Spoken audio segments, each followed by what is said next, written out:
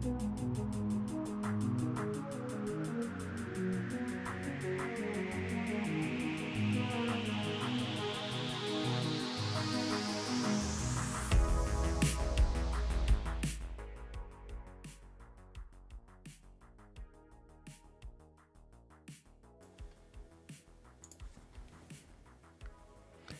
hello, hello, hello. It is Wednesday. It is Wednesday. It is the third day of the week. And of course, it is another stream. Today we have the continuation, the second part of the topic that we want to cover, or that we started yesterday, which is what you can see right there. We wanted to basically do an experiment, or like a, I guess you could say, challenge if you want to. Welcome back, Hustler. Howdy to you as well. We wanted to answer the question: does digital sculpting require a tablet? Whether it's with a pen, you could maybe even use a like a touchpad.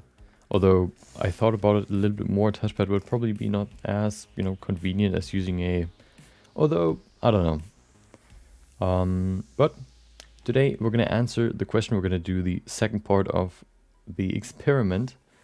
Yesterday the plan is basically we sculpt the same character, once with the mouse and then once with the tablet. Yesterday we sculpted it with a tablet, and today we're going to do the second part, which will be, we sculpted it with a mouse. So today we're going to sculpt it with a tablet, and then we're going to compare the two, not only in their look, how, I don't know, detailed they are, I don't know, like, how, I don't know, comparing the two models, not only doing that, but also comparing the workflow and kind of the, I guess, feel, how you work with the different methods, if there are any big differences, and yeah, I guess recommendations we could talk about as well. If you want to look, or if you want to, if you're watching this as a VOD, there will be there will be timestamps in the description and also in the timeline. If you only want to see the second topic, which will be the second topic. The first one is the 30-minute quick sketch. Welcome back, Emmerich, or welcome. I don't know if you've been here before. I think so. Welcome back, Emmerich. Hello. Yeah, I mean, thank you for thank you for visiting. Thank you for wishing a good stream. Hope you had a great day as well. Yeah, so today will be the second part. We're gonna sculpt the same character. We're gonna set the same time frame, so we don't spend more time, because we, for example, just have more time this stream on to work on the character. We're gonna set the exact same time. We're gonna time it to 2 hours. We're gonna give the entire thing 2 hours, and then we're gonna go to comparing. Yesterday we sculpted it for 1 hour. One thing we have to consider though is, now that we basically sculpted it once, we're probably going to be faster in general, just because not only because probably I'm more used to using a tablet, but also because I kind of, we have 2D reference for the character. We had 2D reference, and it takes a little bit to kind of translate it to 3D. Now that we've basically done that already in the first sculpt, it'll probably be a little bit easier to do the second one, so we'll probably be a little bit faster, and the second sculpt will probably be a little bit more detailed, you could say. I don't want to, hype it up too much. It's probably going to look quite similar, but who knows? Maybe it'll look way, way, way better, and maybe, there are significant differences between the two. Yeah, we're going to talk about the comparison between the two, and kind of the aftermath, like the comparison and the experience, the recap, once we've done it. But before we do that, of course, we're going to go to the first topic, which is the 30-minute quick sketch. Let's go to Blender. There you go. Everything is set up. We have this dude right there for the quick sketch, something more fantastical, you could say. Welcome back, Kojo. I hope you enjoyed your day. Hope there was nothing, bad happening. Hope you maybe even learned something new. Maybe something exciting happened. welcome. Yep, we're gonna do the quick sketch first. Well, we have this dude right here. I think I found this quite interesting. Just like the big eyes, kind of stylized proportions, you could say. Big eyes, small nose, and round face with these eyes roughly pretty low, even underneath the eyes. Yeah, that's gonna be the quick sketch subject for today. And then afterwards, we're gonna go to the experiment. But of course, before we go there, we're gonna do this. If you want to do the same, you know, you can join these quick sketches. 30 minutes for these quick sketches. If you want to join, you can join the Discord. I always post the reference, this reference, or every reference for the quick sketch in there. So if you're ever looking for any, you know, inspiration, or you want to join the personal reference stream, personal feedback stream, where I give feedback to submissions in the Discord, make sure to join the Discord and yeah, submit your own pieces. Okay, I think everything's ready. I think we begin with the quick sketch. If we are done fast with this, we have more time for the actual topic of today. So I would say, where's my timer? There you go. Quick sketch number 199. I would say we're ready, and 3, 2, 1, go. There you go. Okay.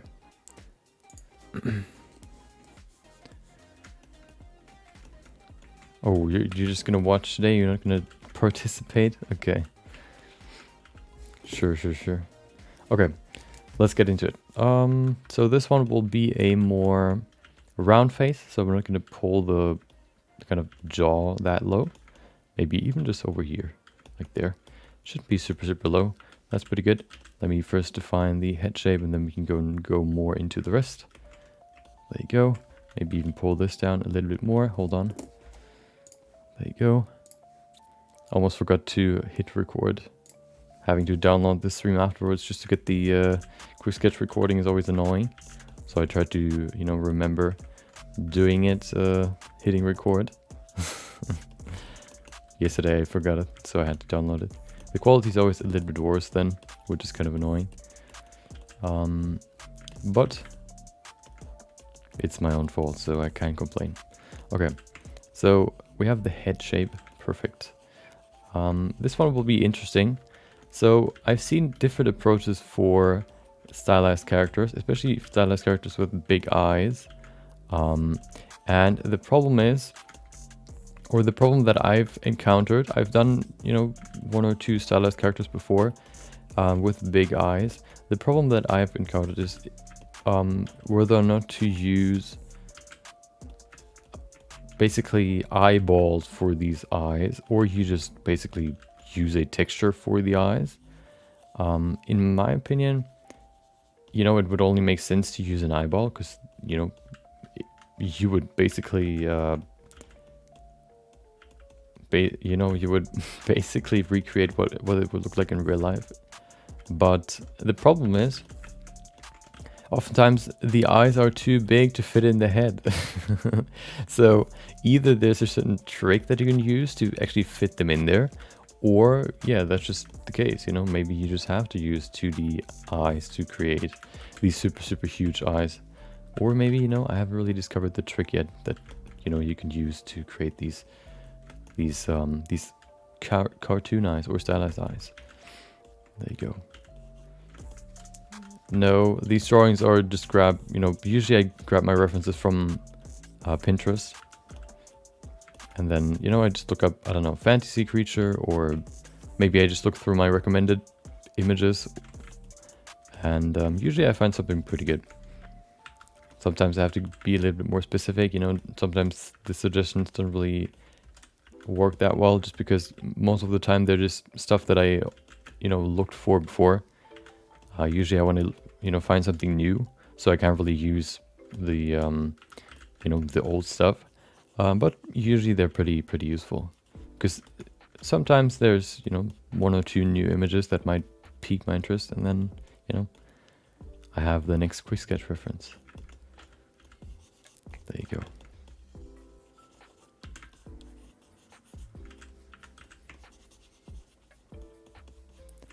course, always doing the head shape first. I think that's pretty good. Nice and round. Of course, we have some edges here, but that's okay. We can maybe even make the chin a little bit smaller, but we can think about that later. Of course, because we have the quick sketch here, we can't really focus too much on basically setting up the head anatomy 100%, but that's okay. We just have to make it look similar to the sketch. It's not all about perfectionism, especially for these quick sketches. There you go. Okay. The nose. Yeah, let's put the nose in. Now, just kind of like a small little stub nose right there. Perfect. We can maybe even pull these cheeks a little bit higher just so we have some more room for the mouth. The mouth seems to be quite... Well, actually, the mouth seems to be quite small, but we can probably keep it or make it a little bit bigger. There you go. First of all, we need to fill this so it actually has some, you know, we have some volume here. Nice and round. There you go. Okay, let's put in the mouth.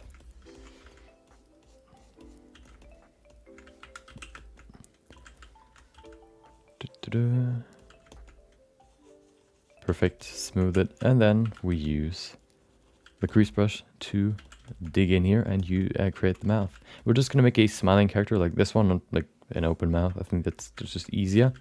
Maybe we can even stick with symmetry. This way we don't have to worry about any asymmetry. Who would have guessed? It'll just make everything way easier. There you go. Nice and soft, nice and smooth and round. Perfect. Lips look kind of weird just because we don't really have lips right now. We could smooth this, but this doesn't really help in giving them lips. What we actually have to do is kind of shape these lips some more. Give them like an outside layer, you could say. There you go. I don't want to make the chin too strong, so I'm just rounding everything out again, smoothing it. Perfect. Okay, let's do the upper lip. The upper lip looks kind of weird right now. I guess we can just do this. There you go. Not too crazy here. Maybe we can even pull this a little bit higher. There you go. Okay.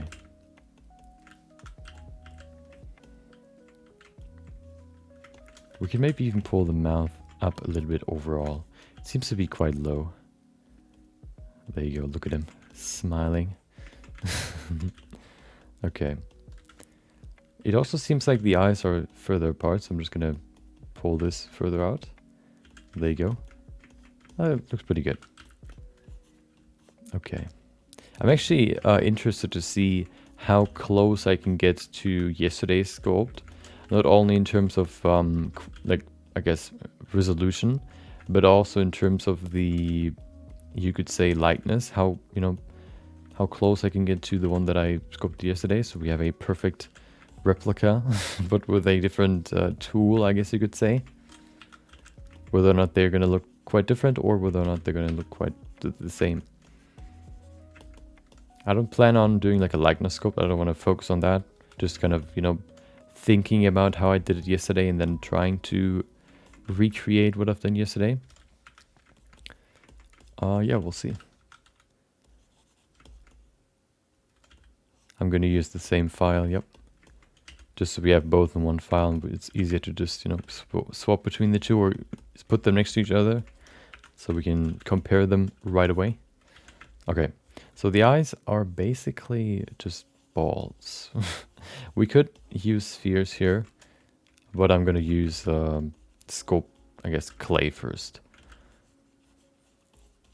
Just to kind of fill this up, and then if we need to, or if we want to, we can fill this with actual, like an actual sphere, which will probably happen in the end.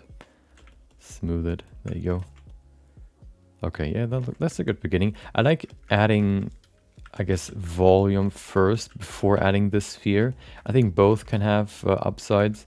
I just like it more because it's just easier, and you can quickly sketch out an eye shape and also quickly change it, which I think can be quite helpful. I see that the eyebrows are quite high, so I'm just going to pull this higher. There you go. We also need to fill up this. the ear muscles, as we learned yesterday. The muscles that help the ear stabilize, I guess, or move, which are quite hard, or stiff, you could say. There you go, smooth everything out. Perfect. Okay, now it looks kind of weird. We probably have to make this a little bit wider here. Perfect. Okay. He looks kind of angry. Hold on. There you go. That's better. Let's pull this back as well. Okay, perfect.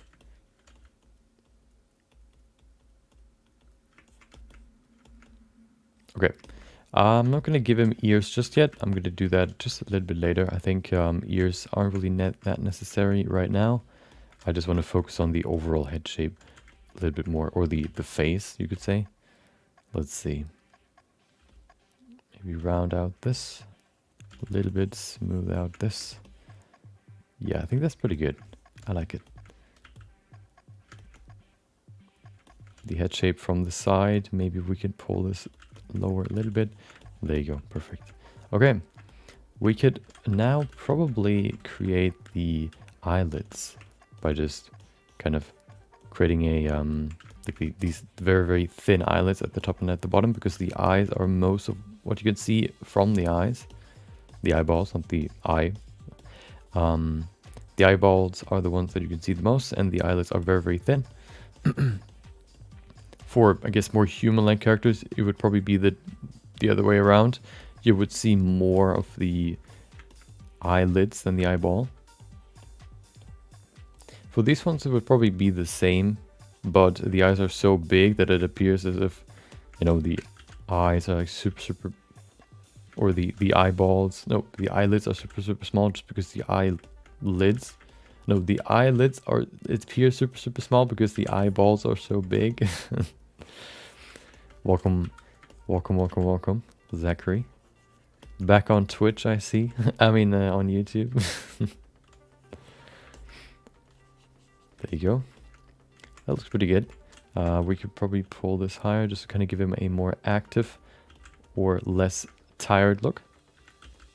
It also, the reason why he looks kind of tired is because of the lower eyelid. We can probably pull that in a little bit more here. There you go. Perfect. That's pretty good. I like it.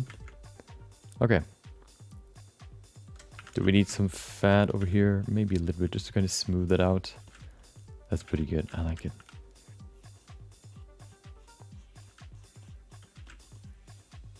Okay. I think the forehead is a little bit too big, so I'm just gonna remove some volume here. There you go. Perfect.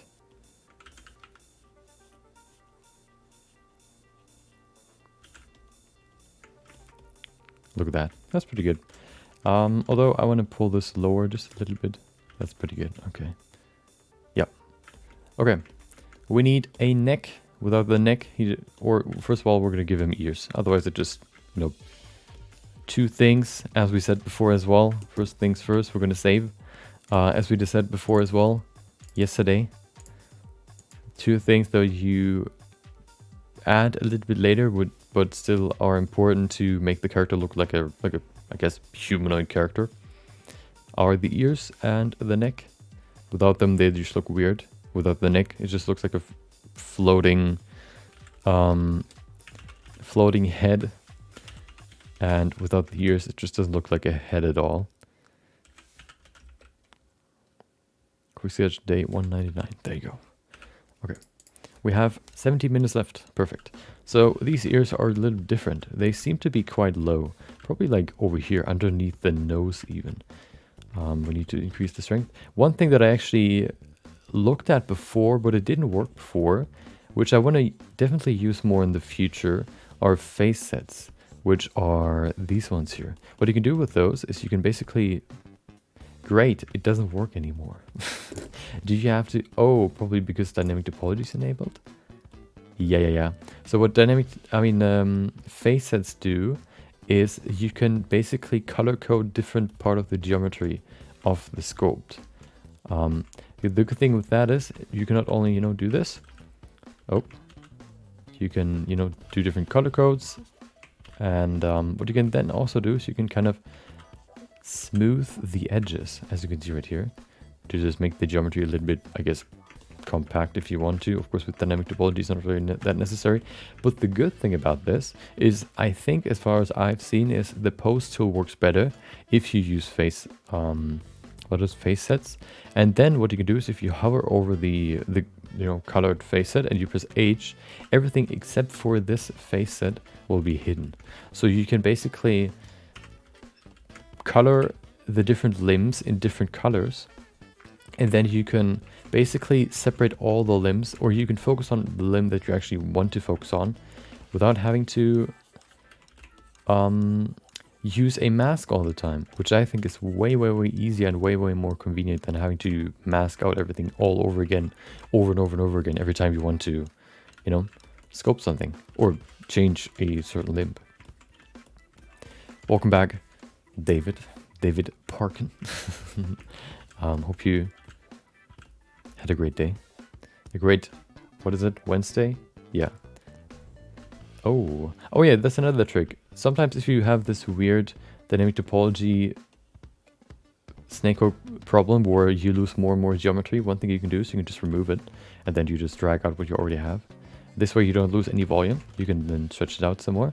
It will look kind of jagged, but that's okay. What you can do then is just you can enable dynamic topology and then just go over it again, and then you retain the volume, but you can actually basically, yeah, more easily drag out volume without losing volume or the shape.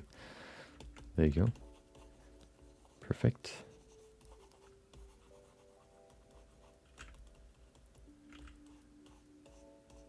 Okay. The ears look kind of weird. They also have these spikes in the back. Maybe we won't get there, but hopefully we will. We'll see though. The focus is more in the face for me rather than anything else, like the I guess the neck, you could say. There you go. The whole, it's just gonna look like a weird ear, not like a normal human ear, but that's okay. We need to enable front faces only, otherwise we're just gonna lose. we're gonna destroy this sculpt. There you go. Smooth it. Perfect.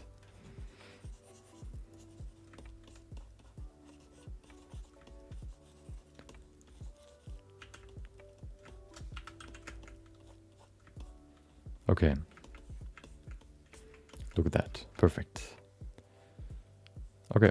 We need a neck. So one thing I have never done before is basically like a stylized neck, which is super, super thin. I guess we can just make it like this.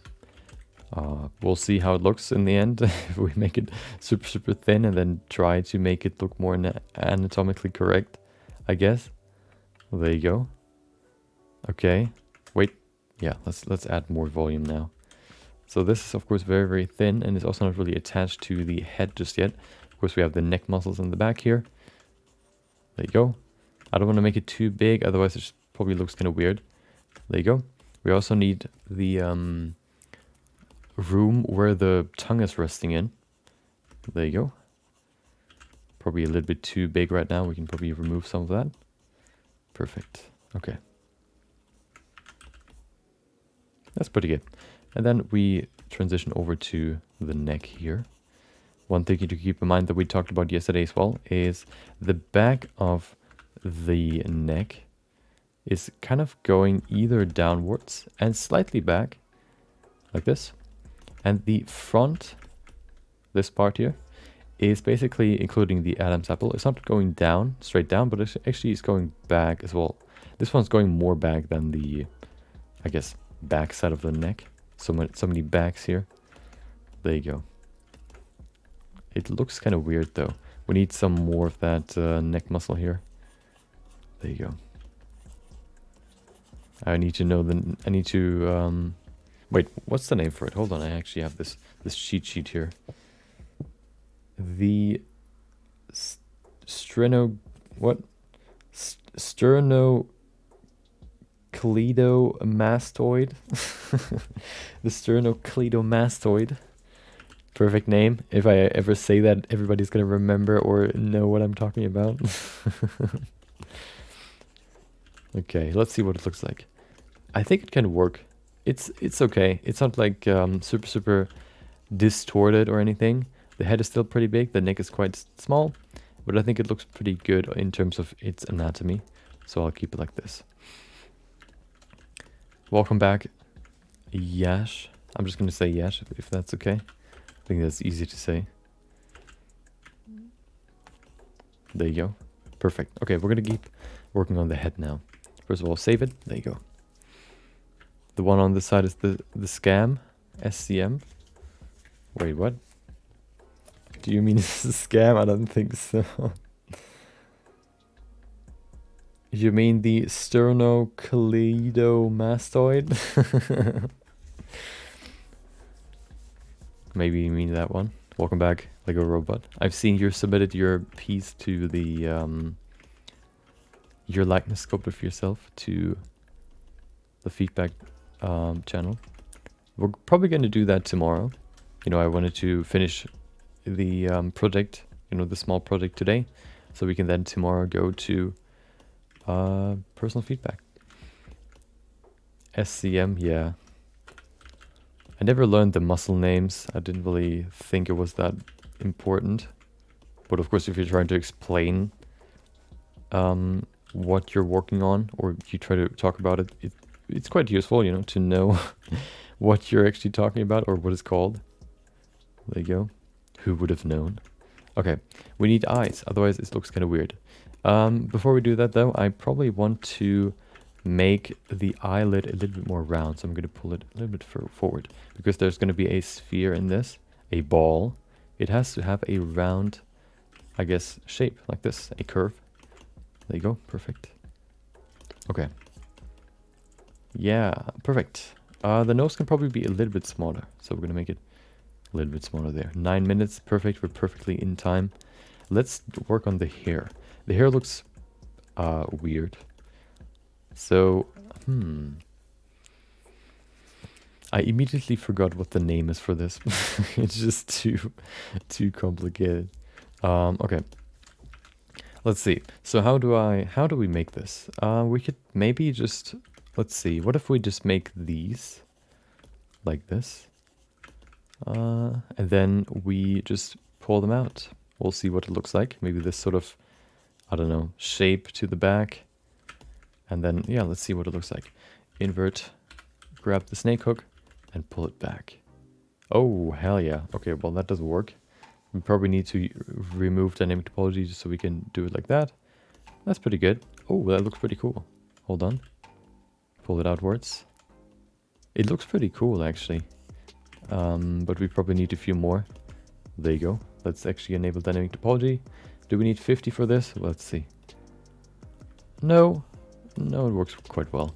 It'll probably be hard to adjust them in terms of their shape with normal sculpting tools, but maybe we don't even need to do that. There you go. Let's just do another layer here. Maybe smaller ones. Oh, this one's kind of scuffed, but that's okay. There you go.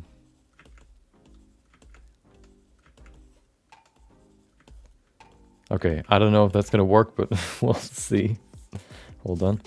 There you go. Remove dynamic topology. Okay, I can't even see it. That's the biggest problem right now. Oh, of course. There you go. It looks okay. Yeah. Okay, perfect. Spread it out. Looks pretty cool when you move it. Okay, perfect. Yep, looks pretty good. We need dynamic topology to give it actual geometry, new geometry. Oh, it takes a little bit to load. Perfect. Okay. It looks pretty good. I like it. Okay. Remove this. Okay. Perfect. I think what I want to do here is I want to create a transition between these big flaps back there and then some smaller flaps in the front. So I'm just going to use the crease brush and do exactly that, do a small transition by just creating these smaller creases here, or these smaller sort of bumps that transition over to the actual big bumps. I think that'll be quite good to transition to them. There you go. Maybe create some small bumps here that kind of don't really look like hair necessarily, but they kind of imitate the shape of these bigger thingies here. There you go. Maybe they even overlap with them. Perfect. Go back here, do the same. We're probably not gonna see the back, but that's okay. As far as you know, we still have 5 minutes, so we can spend some more time detailing. We can maybe even go into the next level of detail. Okay. Yeah, I think we're ready for the next level of detail. There's not really that much more that we need to add here. And for the eyebrows and all that stuff, we probably need more than 20 resolution. So how about we go in there now? 50 detail flood fill, sounds good to me. Okay, takes a little bit. Da-da-da. Do some sick pen tricks. Easy. Easy. Third time in a row. Easy. Or this one. Hold on. Maybe I can't do it.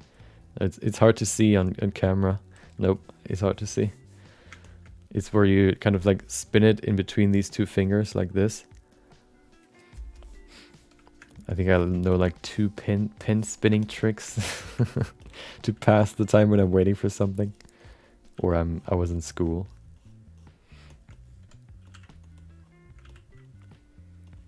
Okay, perfect.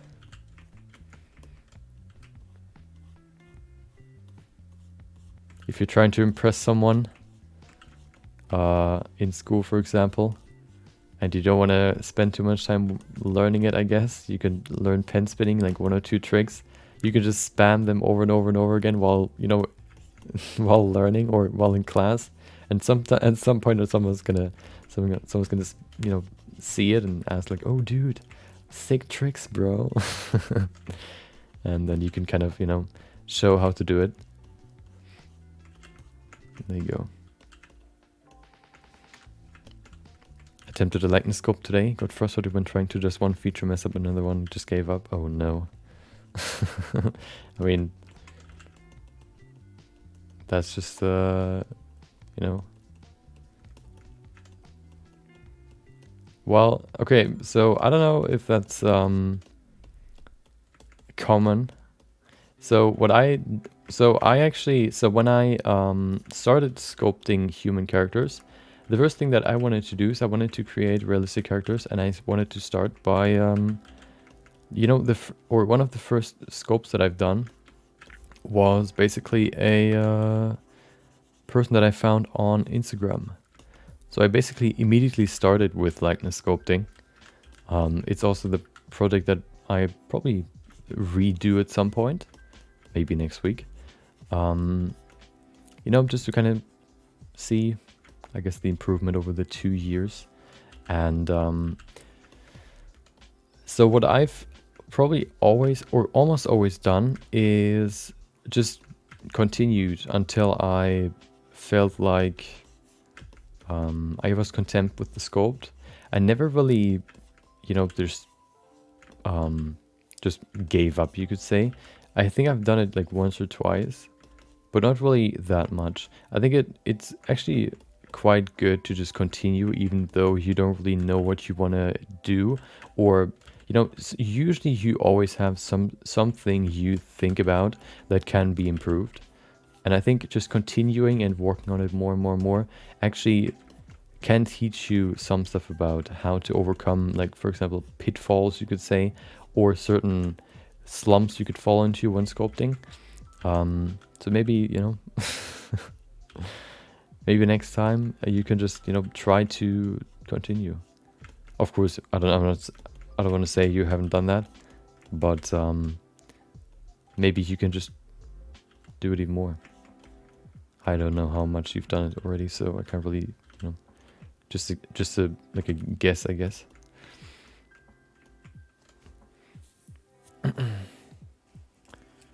when it sucks when a single blunder costs the complete sculpt. Yeah.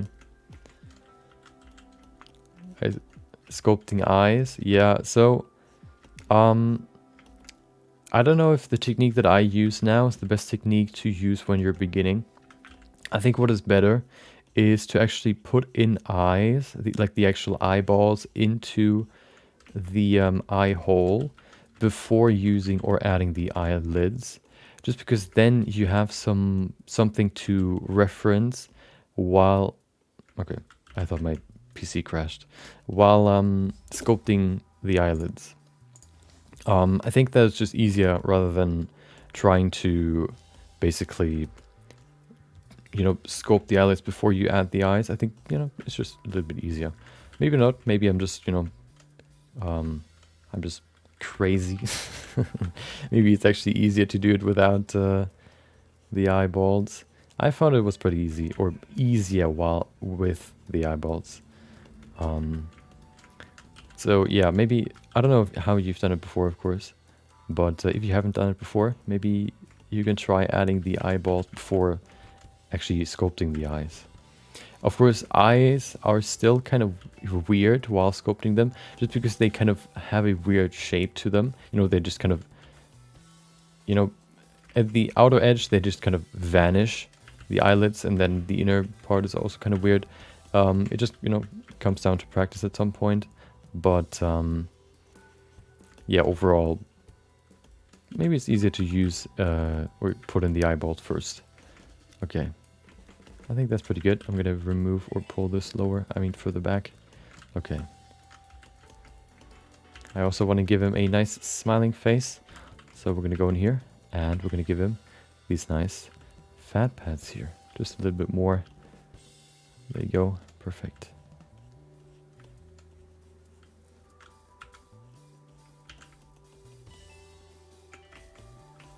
Look at him. Happy little dude. Okay.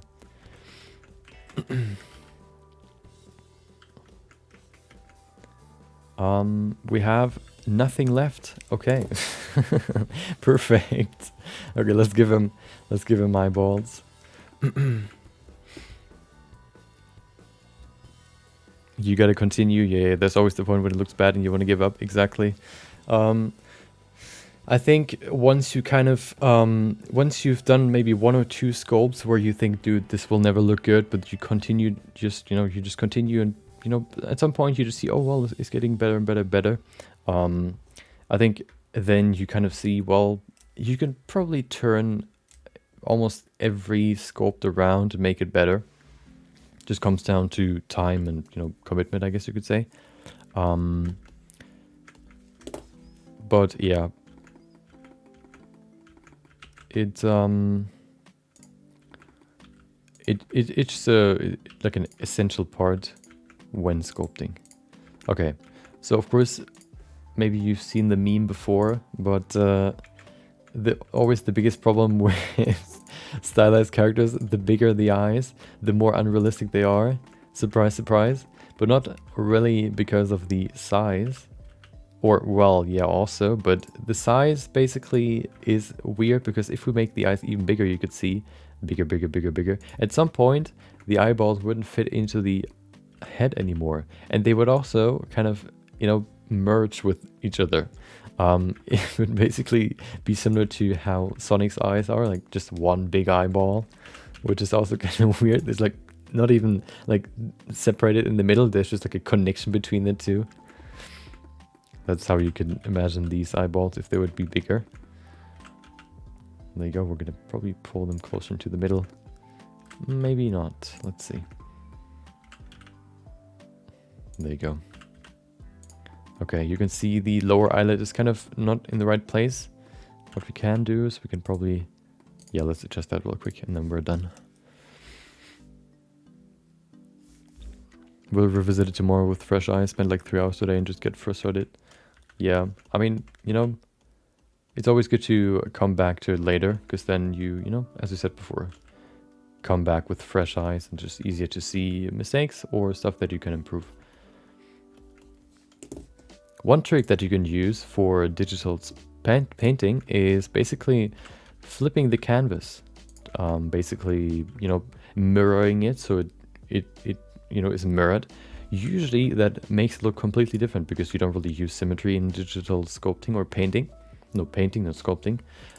Which, you know, then actually makes it as if you would look at it with new eyes because of the asymmetry that is inherent in the sketch, and you would probably find some mistakes that you wouldn't see before.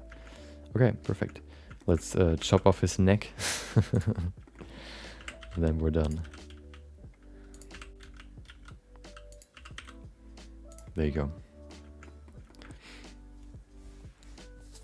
Proper PC configurations for 3D. Oh, I guess the most important parts for 3D, like 3D modeling, would be, well, sculpting doesn't really require, well, no, I think the most important part would be like RAM. Well, okay, so I would say the priority would lie on a good CPU, good RAM, probably good GPU, and then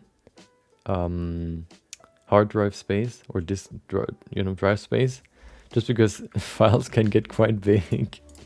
So yeah, that's probably almost everything, that almost all that you have in a PC, but yeah, everything kind of contributes to the overall performance. The most important one I would probably say would be a CPU. I'm not an PC expert, but you know, my scrub guess would be a CPU. Just because, you know, you can have a horrible GPU, but you can still render with a CPU, and you know, CPU just overall makes your PC faster, as far as I know. Which also in return makes your Blender file faster, or Blender overall. There you go, look at him. Isn't he happy? Look into his eyes. Okay, let's render him out. What is this? What is the film called with the house, where they have these weird gremlins outside, or the super magical world outside that only a few people can see, or they can see it with this sort of ring or whatever, and then they have to build like a mushroom ring around them so to be safe from the monsters. I can't remember what it's called. I had a game on Xbox for it back in the day. One of those horrible movie games.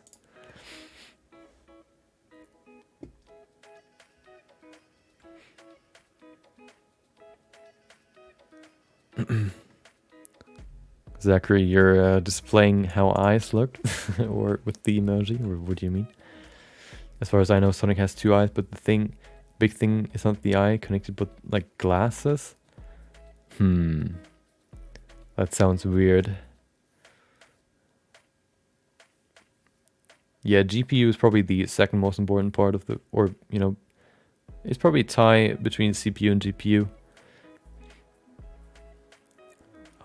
Yeah, GPU usually tends to be better for rendering, except for hair, like particle hair. And then, you know, CPU is just way better. Yeah, GPU or CPU would probably be the biggest focus if you want to improve anything on in your rig.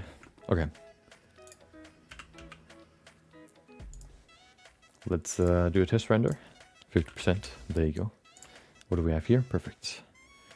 Okay. I want to put this probably a little bit higher, just so, well, actually lower, no, higher. So it looks, I don't know, a little bit smaller. There you go.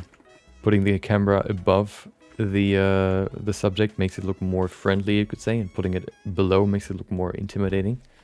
So I place it a little bit higher.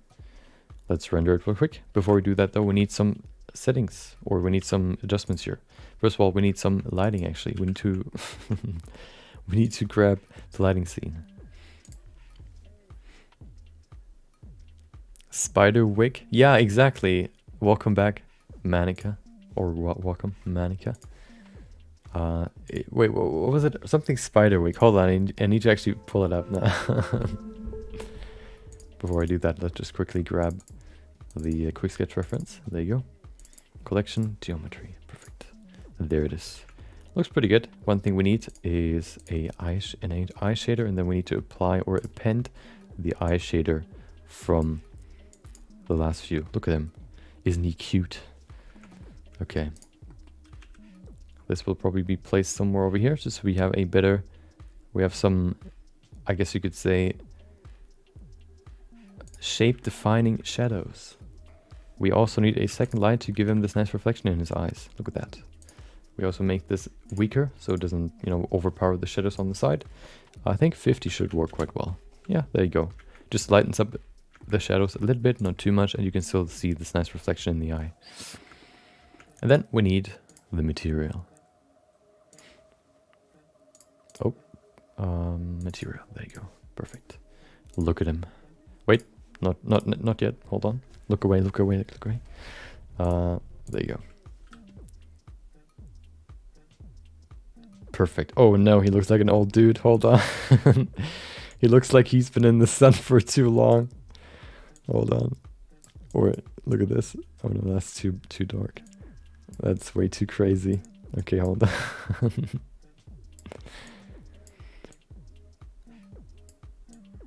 Just a little bit. No, that's too much. I think that's pretty good. He's been tanning too much. Perfect. Okay. It's time for a quick render.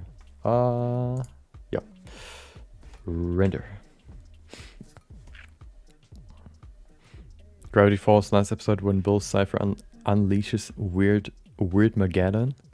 Never seen Gravity Falls, so I have no idea what you're talking about. Seems like another thing I need to Google to get the reference. Oh no, hold on. Before I do that, let's render this. Perfect. Wait, we need to go here and give it some post-processing love. I don't know why. I think, oh no, because I had this open while this Wolf Ghost reference from yesterday, because I had that open yesterday and I saved, or it saved some new settings as the standard startup file. I now always have this Wolf Ghost reference in my startup file. Apparently it's not linked to it, so just like a ghost file. Maybe I'll delete that at some point. Okay. Wait, there you go. Wait, where am I? There you go. Look at him. Nice and glowy. Wait, there's not even that much glow. What about 0.5? Oh, okay, maybe 0.75. Just a little bit, not too much. Maybe even set it to high. You can see this nice faint glow on the outside. Perfect. Save it 100% with 256 resolution. I mean, sampling. There you go. Okay.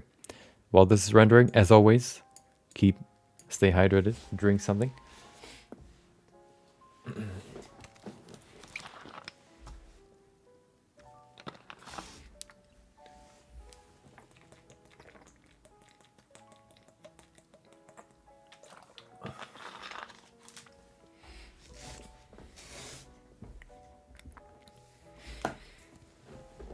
Parroting Andrew Price. I mean, don't we all do that at some point? I don't even know if there are any other people that really go deep into performance comparisons in Blender. He seems to be the person that seems to be most interested in that, as far as I know. Maybe there are other people that I just don't know of. Spiderwick, yeah. I work with just CPU with 7th gen. So yeah, that's something I've seen before. I've seen a question on Twitter that was like, oh well, how many vertices, or what was the max vertice count that you worked with in Blender? And somebody talked about like 700 million, and I'm just sitting here with like 20 million, and my PC's or my Blender file is basically dying because it quick saves every 2 minutes. We have like this freeze for 20 seconds, so I can only work for like a minute and 40 seconds every while I'm working. Probably just PC spec problems, but still, I'm like, wait, what? 200 million? I mean 700 million? if your PC lags with digital sculpting, you can just use voxel remesh. Yeah, you can always just, yeah, you can also use dynamic topology and what is it called? This instant dynamic topology over the entire sculpt. It might lag. I don't know if it's as effective as retopology, but that could work as well. This way you don't have to, it doesn't interactively while you're sculpting change the geometry. It does it beforehand, and then you can just affect the geometry. I did it, but PC goes crashing and crashing. Yeah, that's the problem. You posted your sculpt/ref in Discord.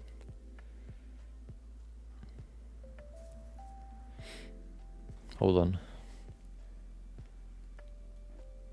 Yeah, you can always find benchmarks, but he doesn't really do well. He looks at the benchmarks, but he also just tests himself. So it's, you know, he's not just I guess reading off of a you know, the official, for example, Blender forum, but he's actually, you know, fact checking it himself, which I think makes it a little more credible. Not to say the Blender, you know, foundation is not credible, but I think if you do it yourself, you can just kind of talk about it a little bit better. You can compare multiple scenes, different scenes as well. You know, maybe there are some specific cases where it's different, which the Blender foundation hasn't checked. Yeah, you just get to know the way how rendering is actually done and what, you know, what affects speed by just testing it yourself. Quick sketch day 199. Perfect.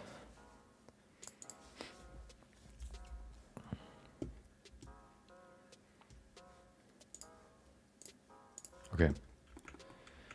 Wait, actually, I've seen that he wanted to do this like huge donut image. Has he posted the finished version of it yet? Does anybody know? I've seen his video about it and some tweets from him, where he said it takes a little bit longer than expected. So you know, it's I'm actually interested to see the final result. Okay. There's also another thing that I wanted to try, probably in the near future, which is if we go in here. Hold on. Oh, I almost pressed stop streaming, which is right above start recording or stop recording. Okay, so there's one thing that I wanted to try. I always, you know, render out these, you know, black and white images, and in Photoshop you have different mix modes. For example, you could say, well, if you use a, please leave me alone, if we use a green color, this one right there, well, let's make it a little bit less saturated, like this, and then you just paint on it. There you go. Nice green here. Hold on. There you go. Nice green here. It just looks completely flat green, but then there are mix modes which kind of affect how the color will be applied to the layers below it. This one looks pretty cool, but it doesn't really look like the model is actually green. It just kind of mixes the color with the underlying values, the black and white values. So what I was looking for was the best way to apply the color that I basically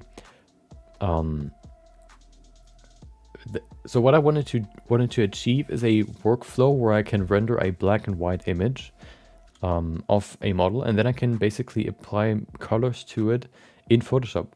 I played around with it, and I think the best setting would either be multiply, which seems to work quite well, or linear, whatever that's called in English, you know, this one right there. This doesn't work perfectly. I haven't used multiply before in my tests, but it seems like multiply sort of keeps the color a little bit better. You can see if we now use a very, very saturated green, it is way, way more saturated. If we then switch to linear discoloration or whatever, you can see the difference between the two is not really that different. You can see right here. Also, it seemed like small color changes will not really be respected by linear whatever. So I think multiply might be the best option. We can go through all of them, of course, to just kind of see what happens. This is all horrible, horrible, horrible. We have one more down here, which I think is called this one here? No. Yeah. I don't know, mix, I guess you could say. I don't know what it's called in English.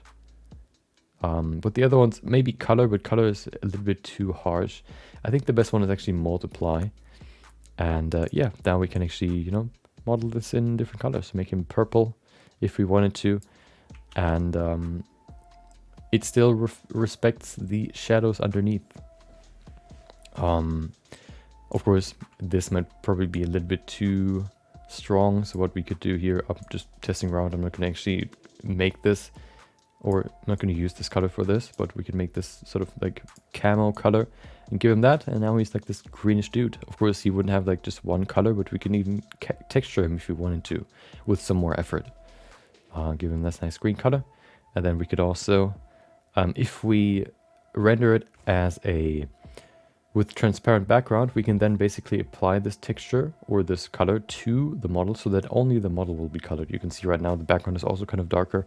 That will not be the case if we have a, look at him. If we use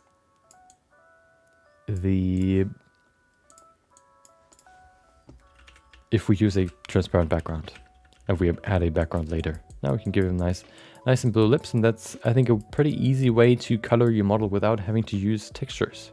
Look at him, isn't he beautiful? But you know, that could be a way, or that could be a way to artistically add colors to a model that would be quite hard to do with textures. You know, a certain style we could achieve with this.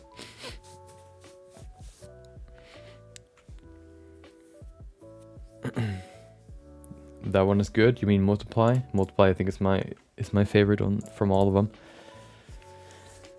Part of it is the color you're using. Yeah, the color was probably too saturated. Didn't really seem realistic, but this more camel color looked pretty good. Okay, I don't even know if we have a spam filter on Discord. I think we do. But I think you have to spam, or you have to post multiple images in a certain amount, or multiple text in a certain space, or in a certain time frame. I don't think you can hit that, you know, not deliberately. There you go. Do we need more contrast? I don't even know. Yeah, a little bit. That's pretty good.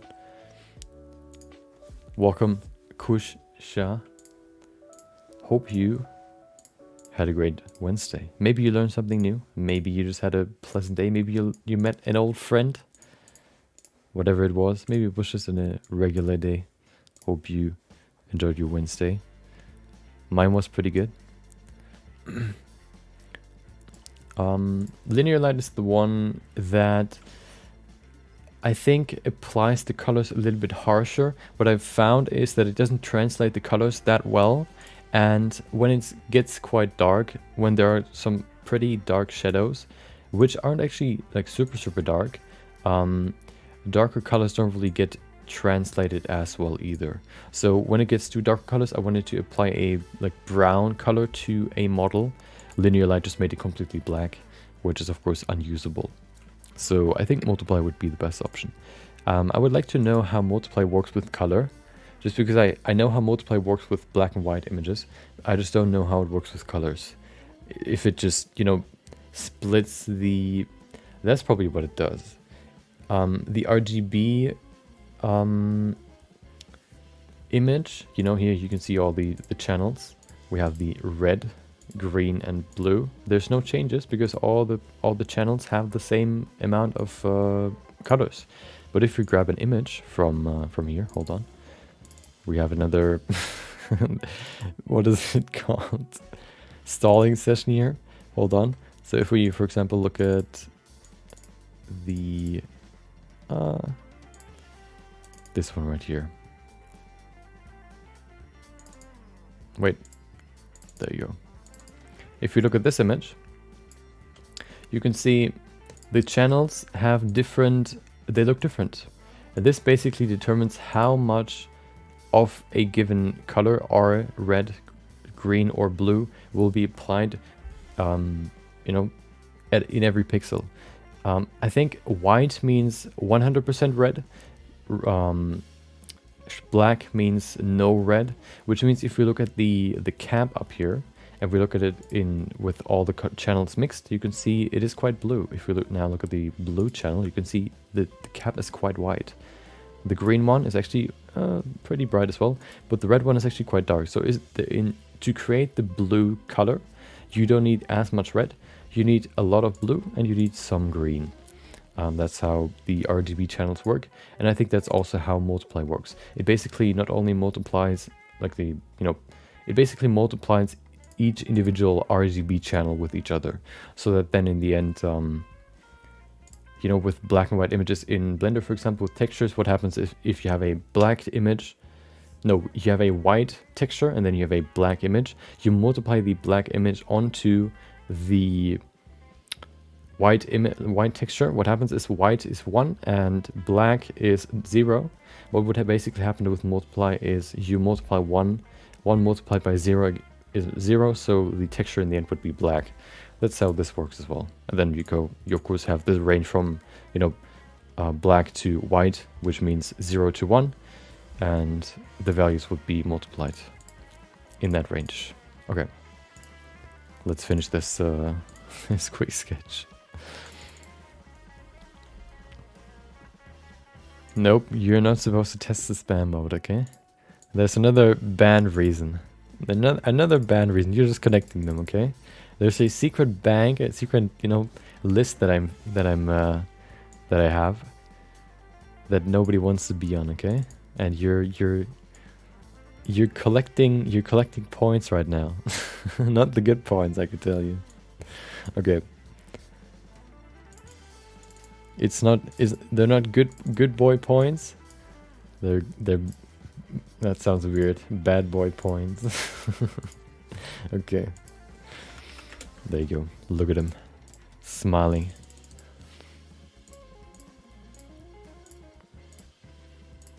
Wait, where am I? There you go. Okay.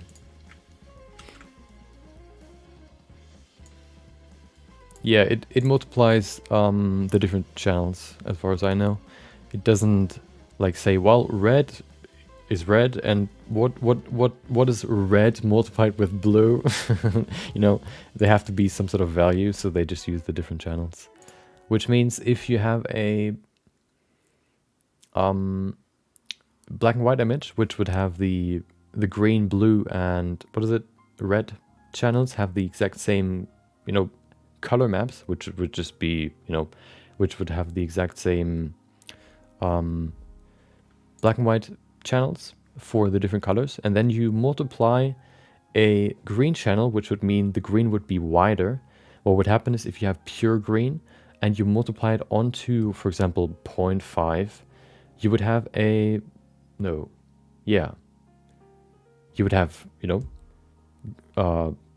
it stays 0.5, but then the other ones would probably be less than 1, which would mean the other channels would get pushed down, which means there would be a more of a green part in that sort of area of the image, which would mean it would look more green than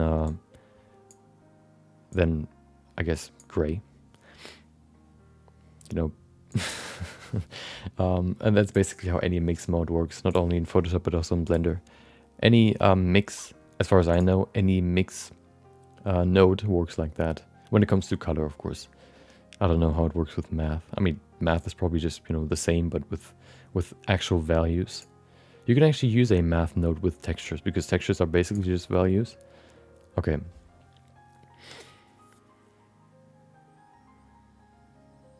Yep, there you go.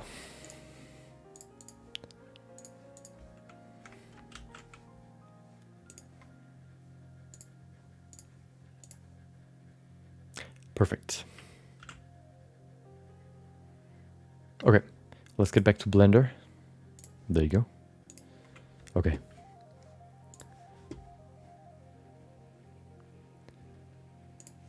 Let's get rid of this. And of course, before we begin or continue, the experiment.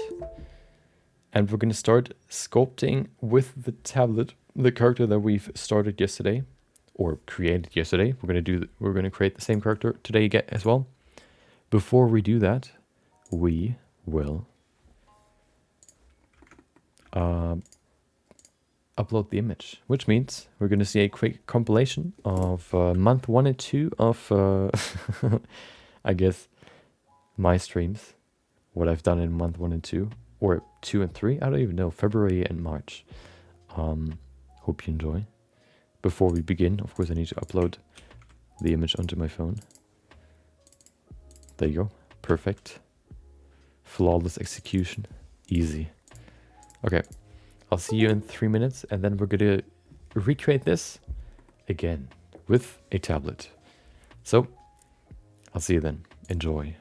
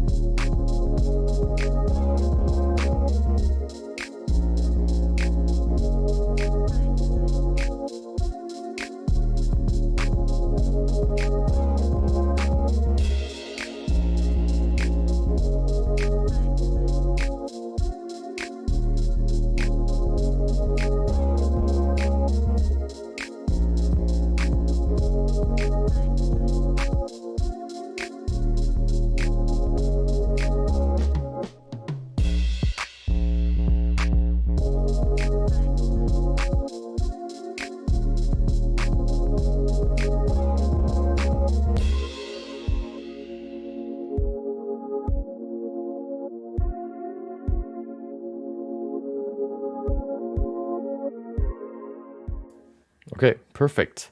You know what I've just seen? The best change or the best news that I could have read in the short amount of time that I was on Twitter, which is you can now create pottery in Blender. You can create vases in Blender, which is nice, which finally works. I'm going to show you what I mean in just a second. Hold on, I'm just setting up the timer. Perfect.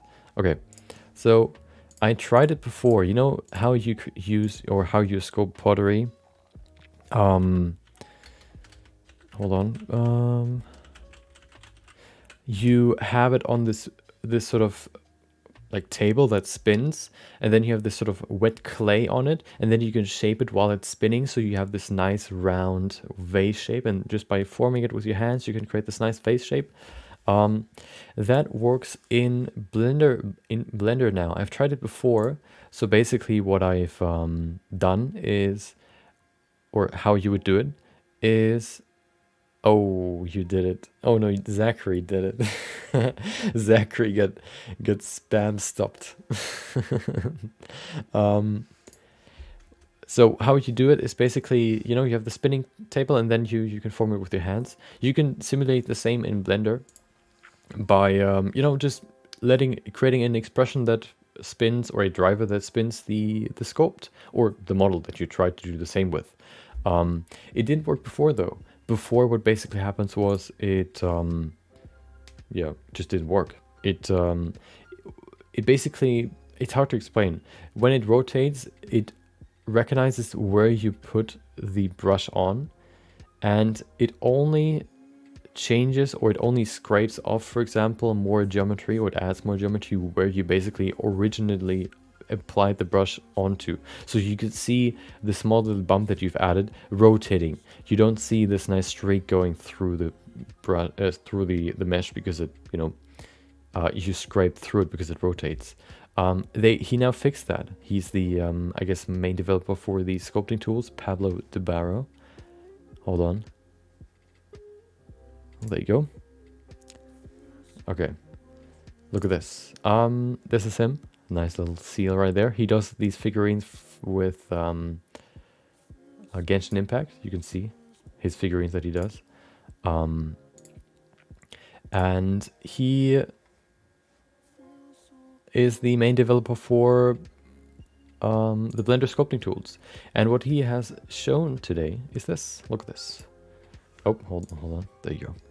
See how he now can, the sphere spins and he can just kind of scrape into it.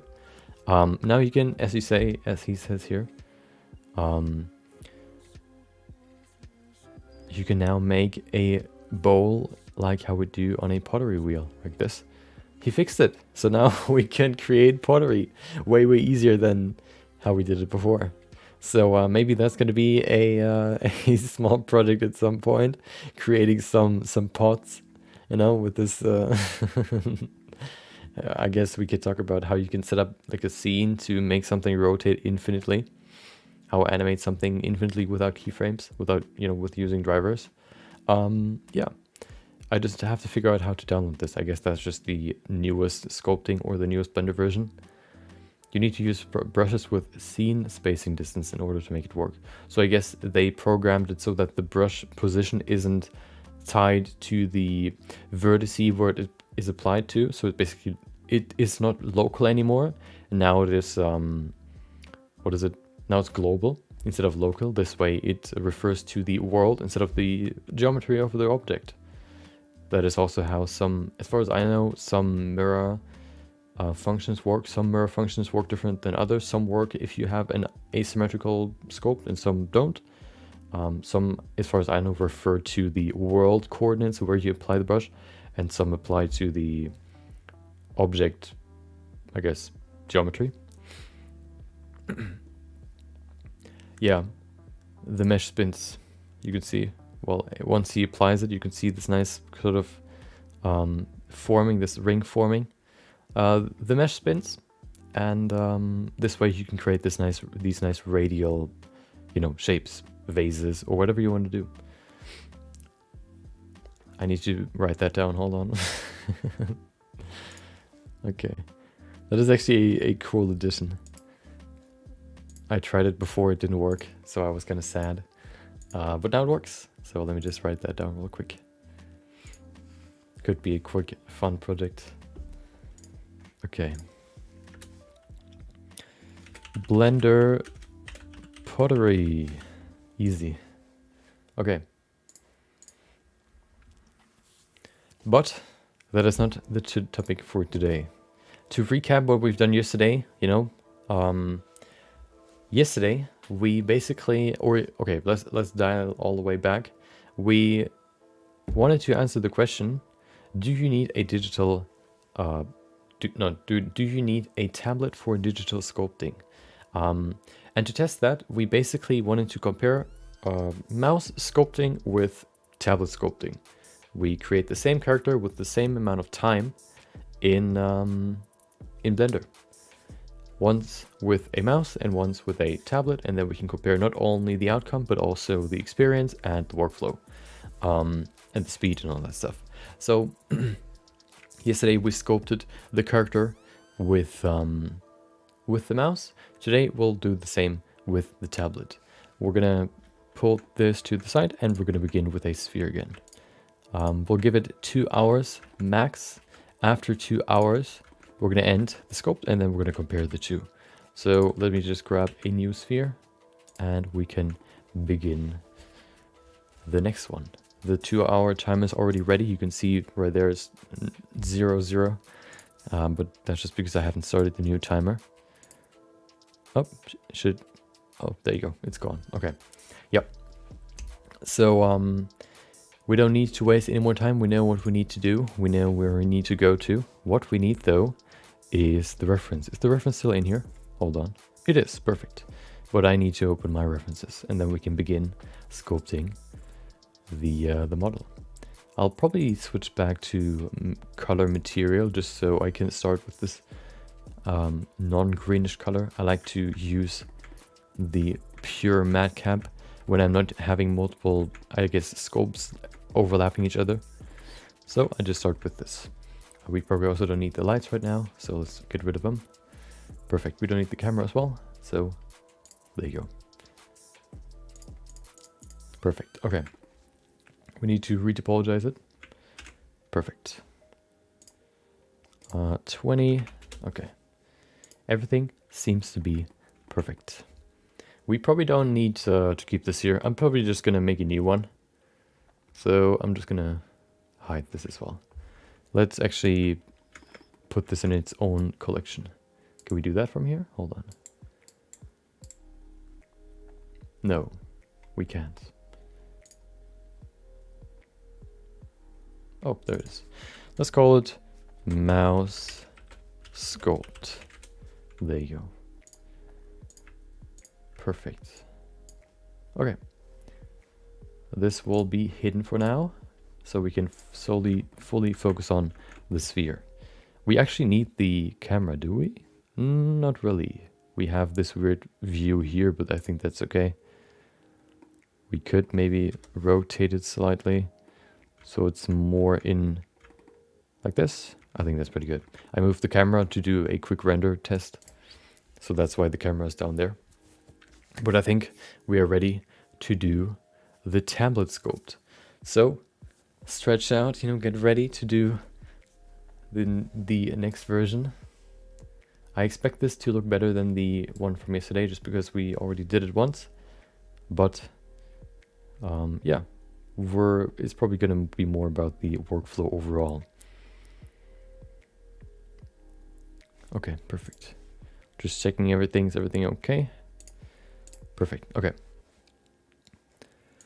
Everything's ready. Okay. Pen in hand. Pen on tablet. Let's begin. Let's start the timer. In 3. Hold on. I need to adjust the settings here. Hold on. There you go. Okay. We're going to start the tablet sculpt in 3, 2, 1, go. There you go. Okay. Let's begin. So, yeah, we're just going to begin just how we did it yesterday by sculpting the general head shape, and then afterwards we can focus on everything else. Sometimes the camera is sort of off focus, so what I like to do is just go into edit mode, highlight everything, and then just press, comma on the numpad. This way I can focus on whatever is selected. There you go. That kind of fixes this weird, I guess, pivot point for the camera. Viewport camera. There you go. I also, yeah, now only, or, the main focus for it right now is just to sculpt a head shape before we go into the generic face pieces and then the characteristics. We're going to add the characteristics later after we've basically added everything that we need to make this look like a human, or like a demon, I guess. Humanoid. Perfect. Smooth it. Okay. Yeah. So I guess to recap how it was yesterday, I guess the suspicions were correct. Sculpting with a mouse, especially if you're going for long hours, can get quite, or the fingers will get tired quite quickly. After 2 hours, I felt my fingers getting tired. So, doing like an 8-hour sculpting session is probably not that good, you would probably, I would, recommend using a tablet for it. Just because with a tablet you don't need to click every time, you just have to, put the pen onto the tablet. You don't have to click the button every time, which is just, less straining on the finger.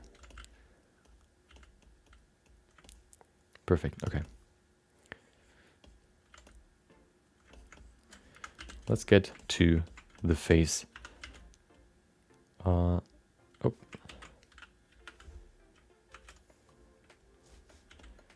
Let's get to the face. Let's add the eye hole first. So, yeah, I'm going to place it probably maybe a little bit lower than middle of the head. Wait, there you go.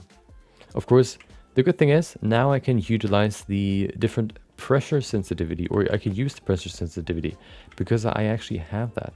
So, and of course I'm more comfortable with a tablet, so I can utilize a stronger brush strength because I am more used to how my brush strokes affect the overall sculpt, which probably means I'm a little bit faster overall, not only because I know what the sculpt will look like, but also because I am more familiar with the tool that I'm using. And also I'll probably have more time to think about the anatomy rather than having to think about how to use the mouse, how to sculpt with a mouse, and how to sculpt the anatomy of the character at the same time, which would of course require more thought. I don't have to do that. I can just rely on my, I guess, muscle memory for my tablet workflow. There you go.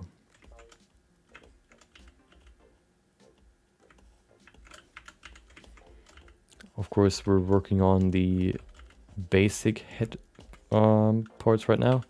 Not really thinking about any characteristics right now.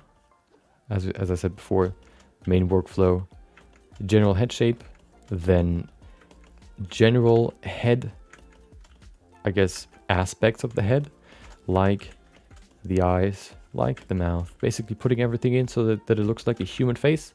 And then after we have that, we can then focus on actually making it look like a human, or no, making the human look more like the character that you want to portray or create. There you go.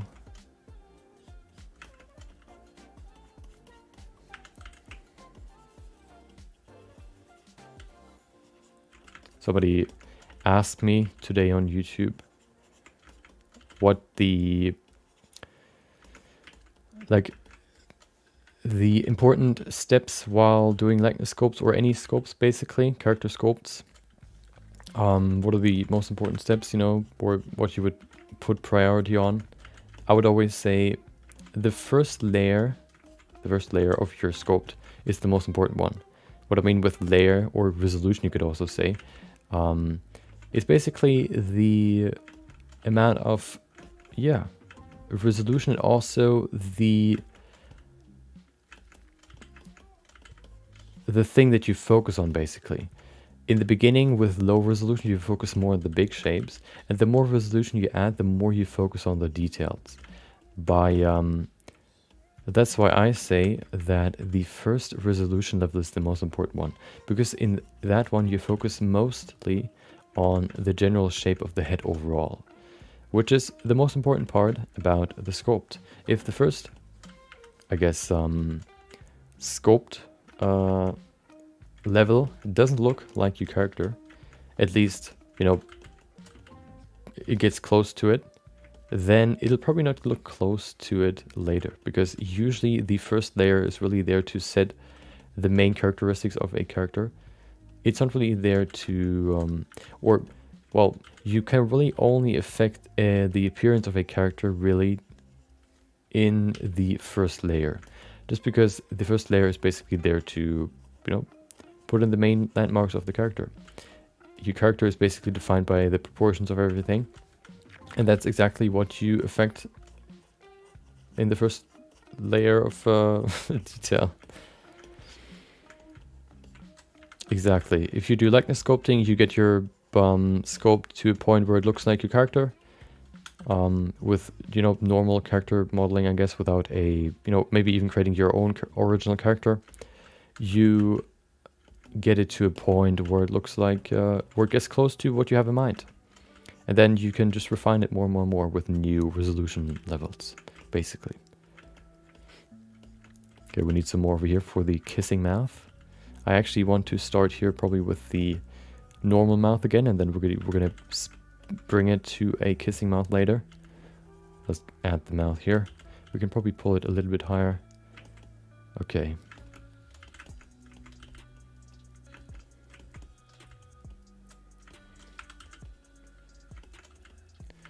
There you go. Nice little chin down here. Yeah. The most important part about a sculpt are probably the first 1 or 2 hours. Maybe from, of course, depends on the speed, I guess, but you know, as long as you work in the first level of detail, or not detail, but the level of first level of resolution, everything after that is basically just to, yeah, refine it. Okay. First of all, I'm gonna fill these sides here, fill the holes. I'm gonna add the ears later after I've added everything else, like the eyes. There you go. Perfect. We can probably also change the shape of the eyes a little bit.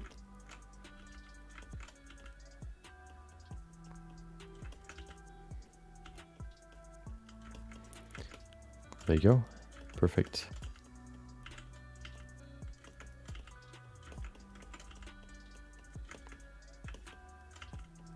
Let me check something real quick. Okay, perfect.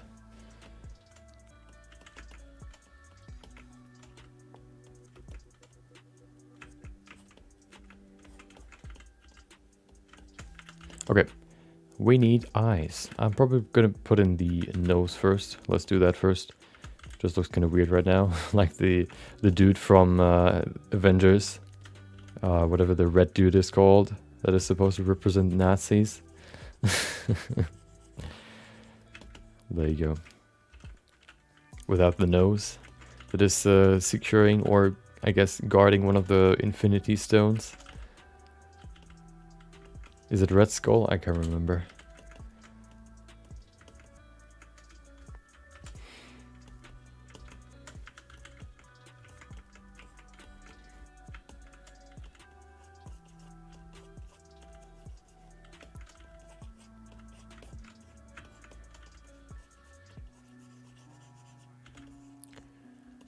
There you go, smoothing it out.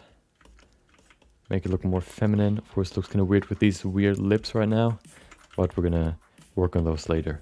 First of all, what I'm gonna do is I'm gonna add these nice eyes here in the middle, or eye shapes. There you go, perfect.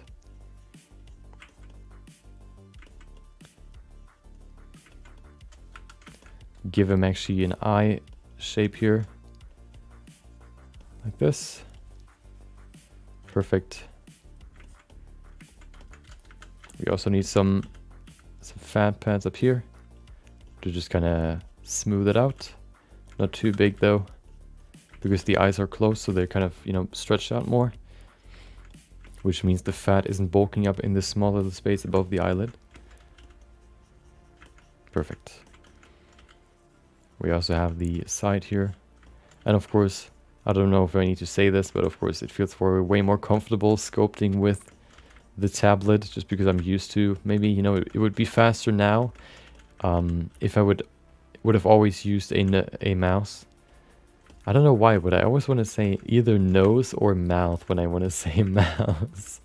Yeah, just, you know, maybe if I've used a mouse for the entire time, it would be easier to use a mouse right now for the sculpt. But I can definitely say using a tablet is way easier, and you can do small adjustments very easily, and also without having to you know, move your table all the time. You know, with the mouse I have to move my entire arm and kind of wiggle the table, which makes everything you know, which shakes everything up. You could see it in the webcam, or you could see it in the webcam yesterday. That didn't really happen right now, just because I can just use my wrist and move my pen that way. So now let's actually give her the expression. We need to pull this further forward. There you go. Perfect. Let's actually give this some more definition here. This looks kind of weird right now. There you go. Better. Not good, but better. Did I ever play polymodel heads? No. Is that a game, or I guess if you can play it? Were you polymodel heads, I guess?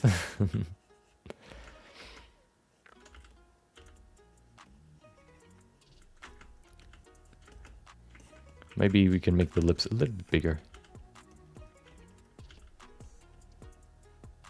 Okay.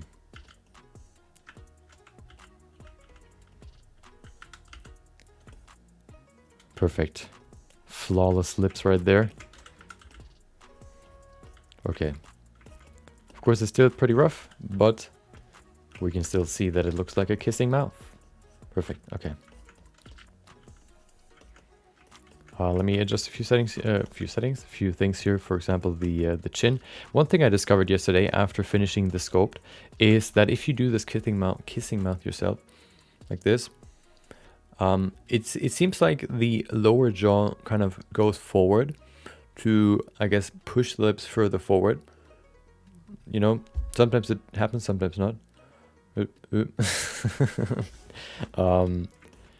But yeah, that's one thing I discovered yesterday.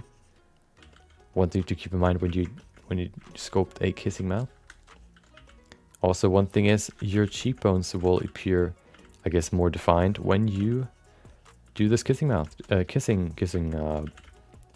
expression, just because all the space is kind of, you know, spread out more over this sort of space here. So you have some more free space here where basically your mouth is. The connection or the wall from the outside to the inside of your mouth, it's a little bit thinner. There you go.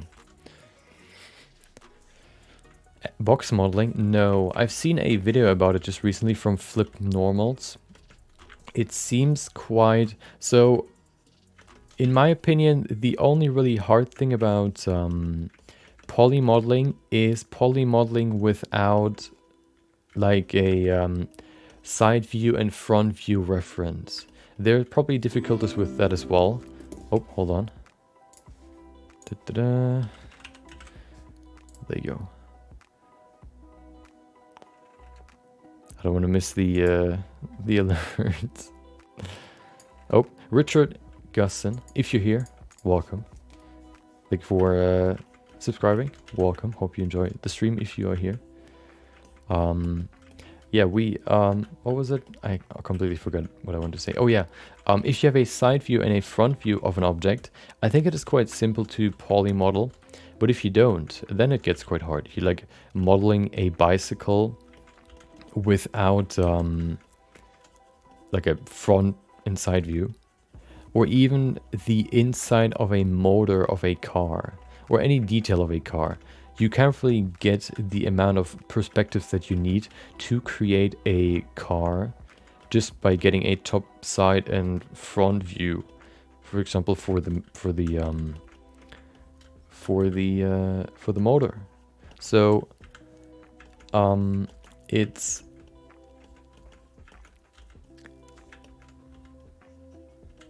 I think that's the hardest part about polymodeling. Trying to model without any good reference. I haven't tried it before because it seems quite intimidating. Maybe we'll do that at some point. But polymodeling seems to be quite simple. It's basically just placing the vertices in 3D space according to the reference that you have.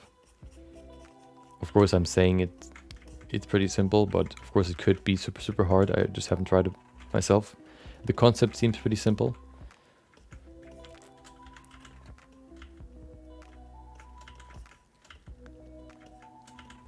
Okay.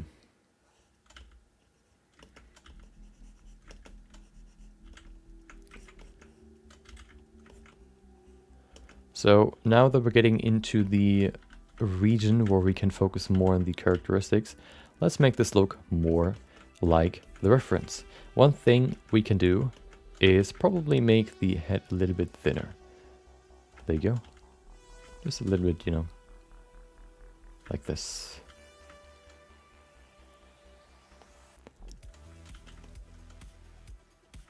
Perfect. Then I also probably want to make the nose a little bit smaller. So first of all, what I probably want to do is I want to make the nose, I want to pull it higher. I want to probably pull everything higher just a little bit. There you go. Perfect. The lips probably can be a little bit lower, not too much. There you go. And then we can, I tend to place the nose too low, which makes it look very, very long. So what I try to focus on right now is just to kind of decrease the distance between the bottom of the nose and the top, I guess the eyebrows. So yeah, that's one of my goals, to kind of, you know, reduce the distance between the two. Sometimes I succeed, sometimes I don't. I've never sculpted a character with a, I guess, distance that looks too close together. So I don't know, I'm just too scared to do it. So I just increase the length more and more and more. Or I just, you know, have a certain length that I'm comfortable with. There you go. I tried to replicate the sort of nose look that I had yesterday. It's kind of hard to do that with 20 resolution, but I'll try. Also trying to bring this bow in here. I can probably also pull this further forward. Just slightly. There you go.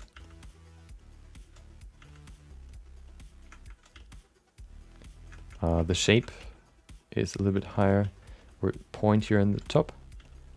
There you go. Perfect. Okay.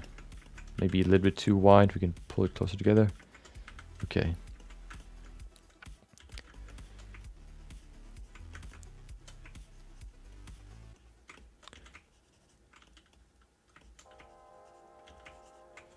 Would be nice to see which would take less time. A fully rendered scene in Blender or a black-white rendered piece ported into Photoshop and colored there with multiply.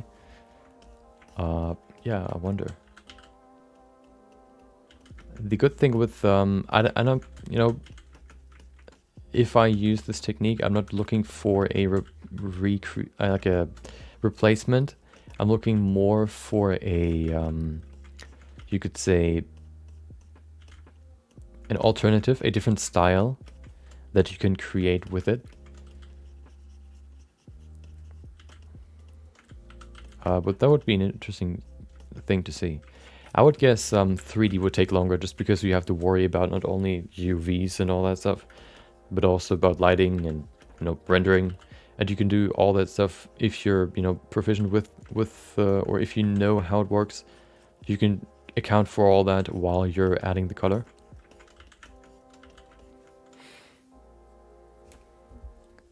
Okay, thank you for joining, David. Hope you enjoy the rest of your day. Cheers. Okay, so hold on, we need to make this. I'm gonna pull the cheekbones a little bit higher. I also probably want to smooth it out a little bit. There you go.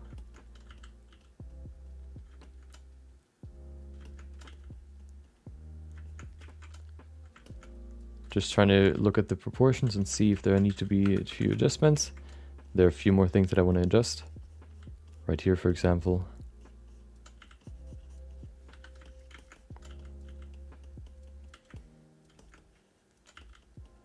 Perfect. Okay.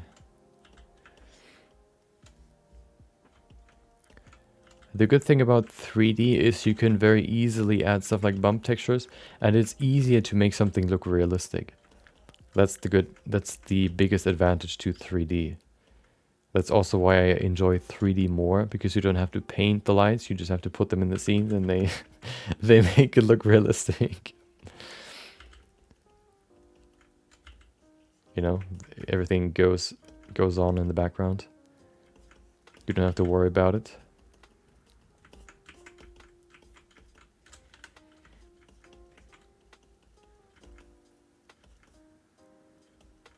Okay.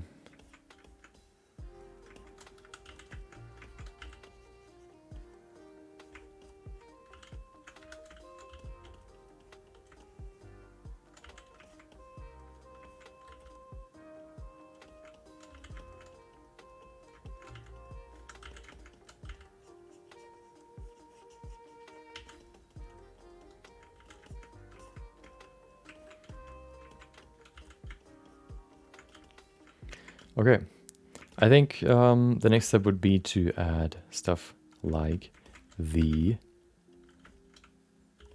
Hold on, I need to pull this probably a little bit further forward, maybe the chin as well. Let's add stuff like the ears. The ears are not there anymore. They're not here yet. We need them though to make it look like a humanoid. So why don't we add it now? Add them. Okay. First of all, I'm gonna kind of make this stronger here. The jawline. Perfect.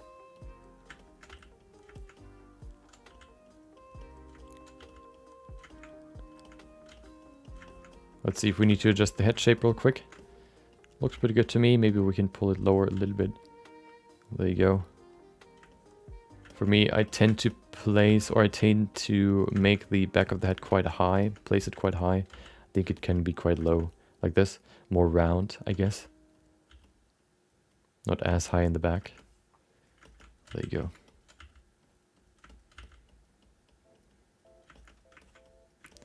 Okay. Let's get to the ear.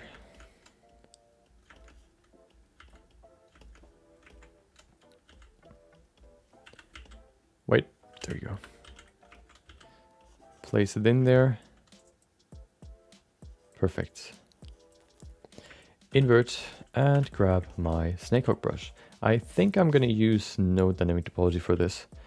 I think that'll yield better results. Pull them out. Perfect. Look at them. Easy. Flawless. Okay, perfect. I want to make them a little bit bigger than yesterday. I think that they'll make it just look a little bit cuter or just, I don't know, better looking. Like this. Let's bring back dynamic topology and add some geometry. There you go.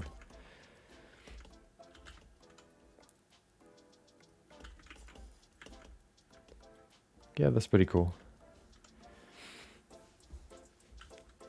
Yeah, the skull shape can be very, very different.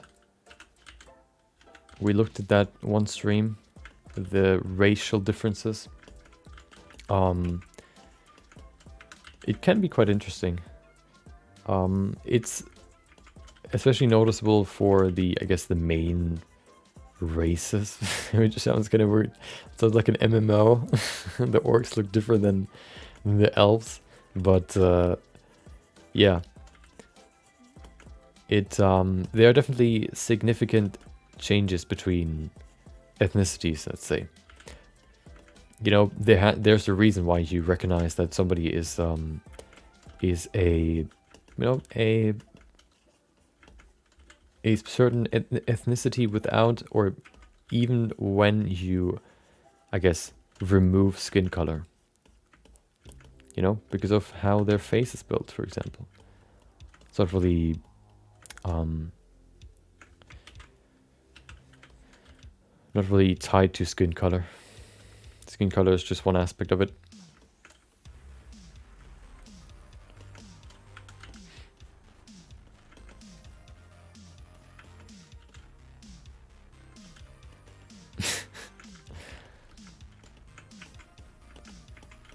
Hustler trying to expose me. No, we discussed that in that stream as well. As if I recall, you were there, but you were there as well. Maybe you skipped class early, but I said that there are average differences in the average ethnic person. Okay. So I'm not saying they all look the same. I'm saying they have tendencies to a certain look.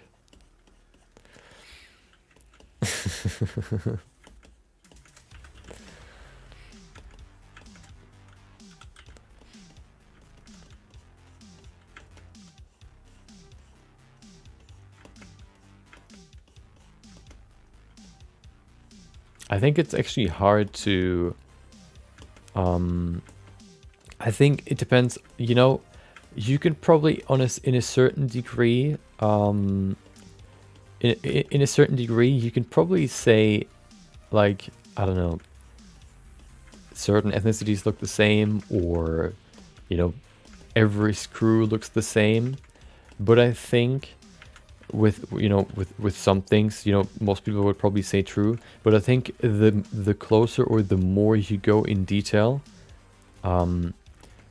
the more you can say, well, no, nothing looks the same. So even every screw looks different, you know, on a molecular level, and on a, you know, overall, just the look, it'll just look a little bit different.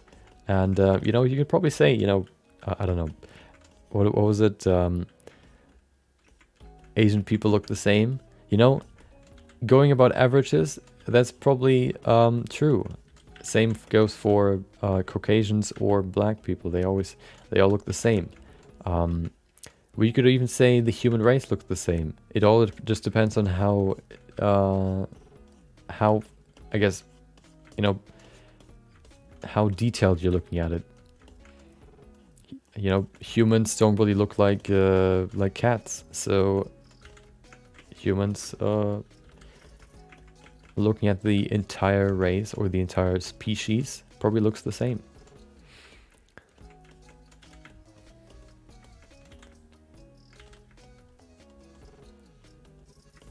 There you go. Yeah, I like this ear more than the one from yesterday. It's just a little bit bigger. I think it looks just a little bit better. Bigger is better, okay? That's what I'm saying. Okay, let's put in this nice ear shape here. Well, there you go.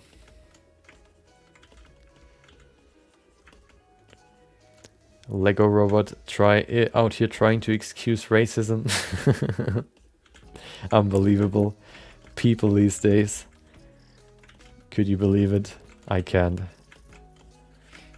Might be ban worthy, to be honest. Okay, perfect.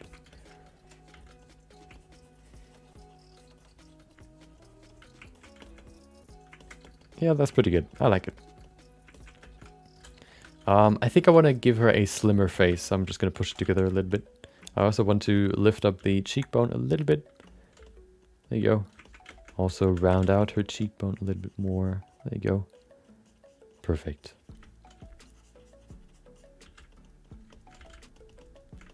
I'm going to call I'm going to research where you work, Lego robot, or Lego. And then I'm going to... I'm going to say you said some... I'm going to tweet to them if they have a Twitter account, or on LinkedIn. I'm going to tweet out that you said some racist stuff, and you're going to lose your job.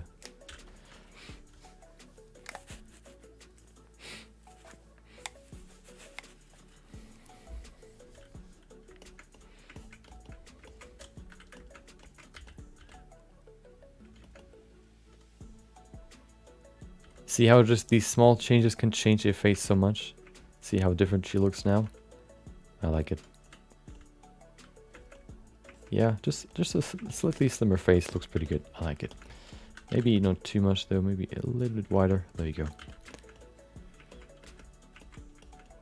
Hell yeah, let's make an anatomy stream about fantasy races. You know, just how we did how we've done it for ethnicities. Let's do it for fantasy races like orcs and cat girls. We can look at the muscles that control the cat ears, or how the teeth of orcs actually fit into their mouth, how big the roots are and all that stuff. Sounds pretty interesting to me.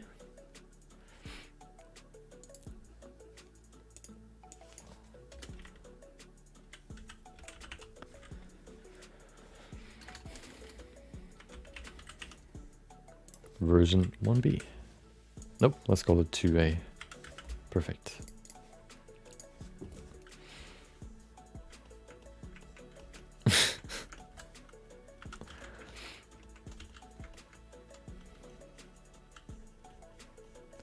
Nice.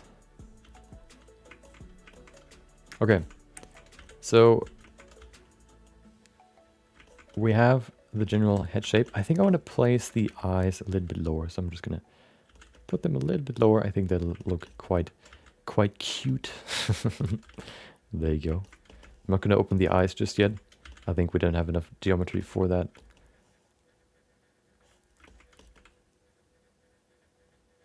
Maybe we can push the eyes a little bit further forward. We also need a certain curvature in them. So how about we put that in right now? Oh, there you go. Perfect.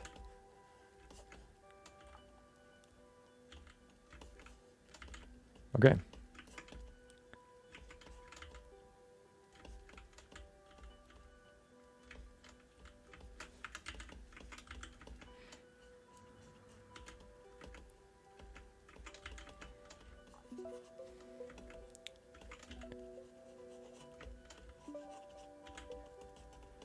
Now it's all about adjusting the small shapes to make it look more like the character that we want it to look like. Is that a sentence? I don't know. Sounds right to me. I'll accept it. There you go. Let's see. Seems like the lips are a little bit too far forward. I think I want to pull them back just a little bit. There you go. Okay. I'm not quite happy with the nose just yet, but I think that's okay. I think we can focus more on it with more geometry. Right now it's kind of hard to adjust it.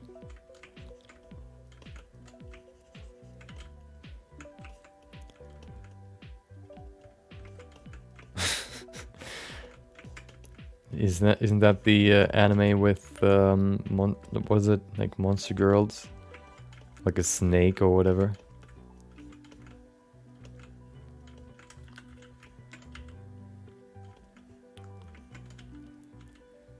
That's what I appreciate probably.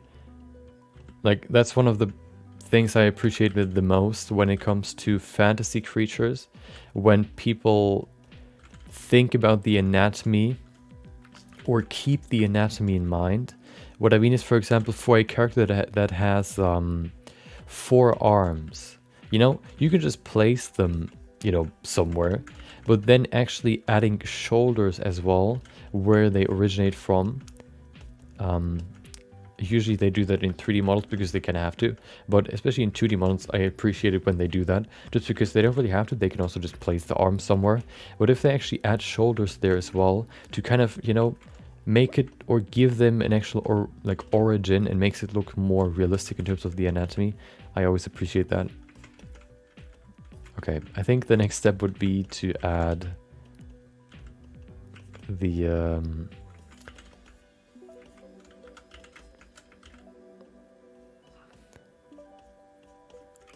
neck.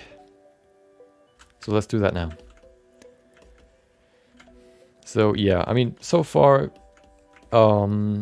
it's, of course, that's what I'm comfortable with sculpting. So it's just way easier to move around and do small adjustments, maybe even big adjustments, and just be in a more, I guess, a smoother flow state, you could say. Not only because using a pen is just faster in my opinion, but also because I'm more used to it. It's not really, you know, you can probably also be faster with a mouse than what I was yesterday. You can optimize it, but I don't think you can reach the level of fluidity that you can with a pen. And it probably also doesn't feel as organic as using a pen. Okay, Let's add the nose. I think I'm pretty close to the nose shape that we had yesterday. A few more adjustments, and I think we're pretty close. And more resolution, of course. Okay.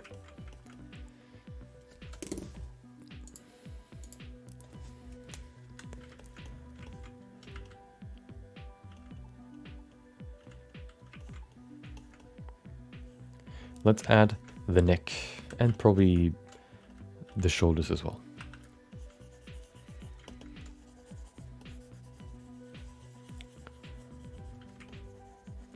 There you go.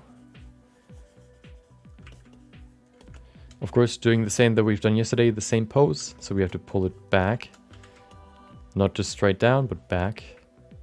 So let's do that. There you go. Oh, that might be too low. That's pretty good. I like it. Let's pull them out. Hold on. We probably can make the neck a little bit longer. There you go. Pull these sides down as well. Wait, I want to try something. So, how do I do this? Well, I can probably just continue here. So what I want to try is, what if I go in here? Let's just do it up here.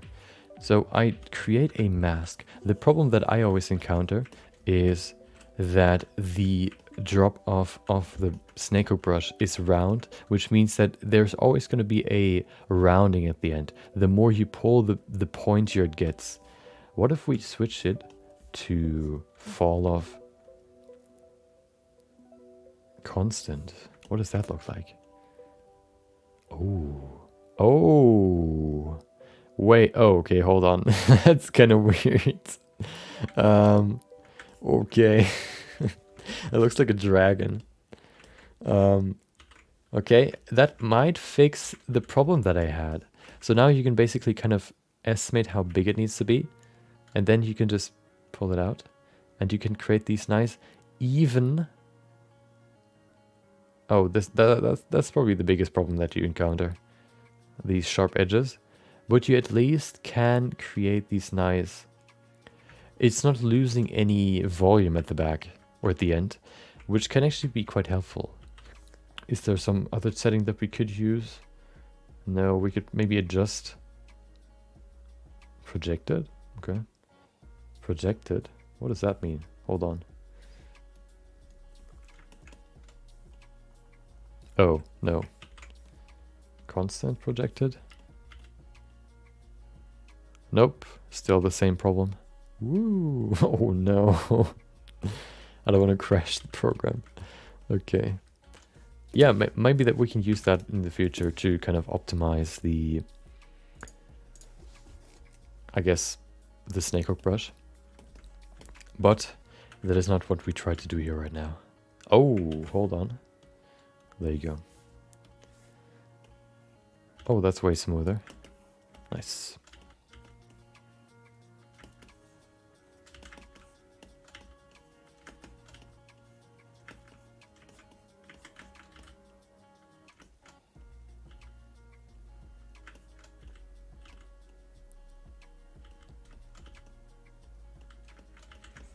Okay, let's detail the neck a little bit. We don't have any detail here. It looks quite flat.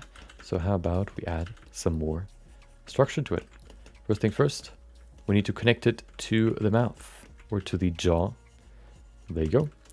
Little fun fact, the distance from the bottom of the chin to the beginning of the lower lip is the same distance that you have from the tip of the chin to the beginning of the, I guess, like neck connection to the jaw. This distance is the same as this distance.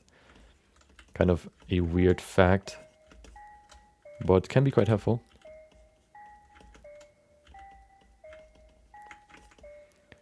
There you go.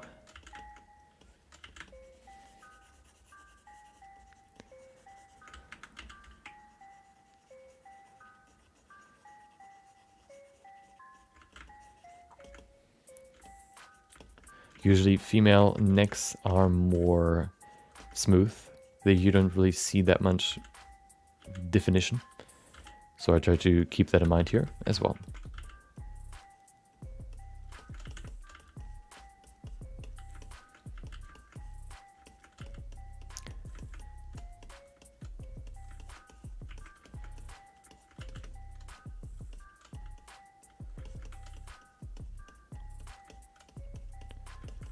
Okay, after shaping the neck a little bit more, we can now go into the definition.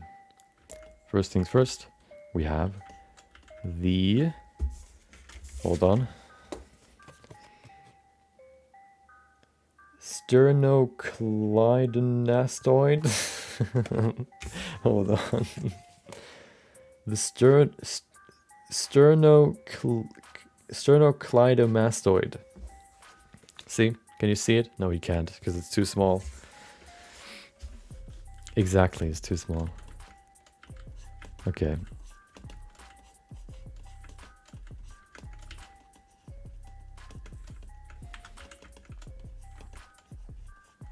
There you go.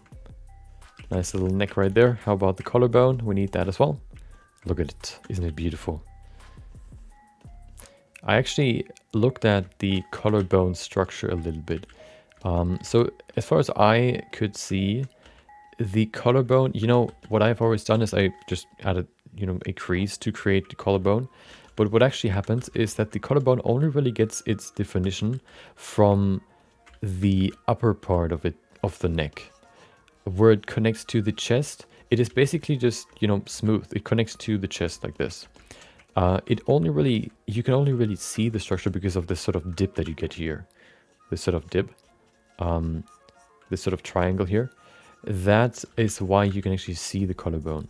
You can't really see it like down here.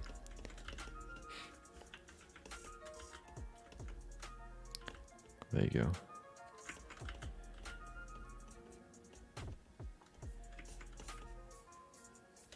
The SCM, let me just quickly see which one that is. What is it called again? What? Sternocleidomastoid? I guess that's the one that you mean. Yes, sternocleidomastoid. Whatever. Yeah, it flexes if you turn it sideways, and it's quite relaxed if it's of course stretched. So we can smooth this out some more. I just like to define the muscles before I smooth them. That's why they were so defined. There you go. Look at it. Isn't it beautiful?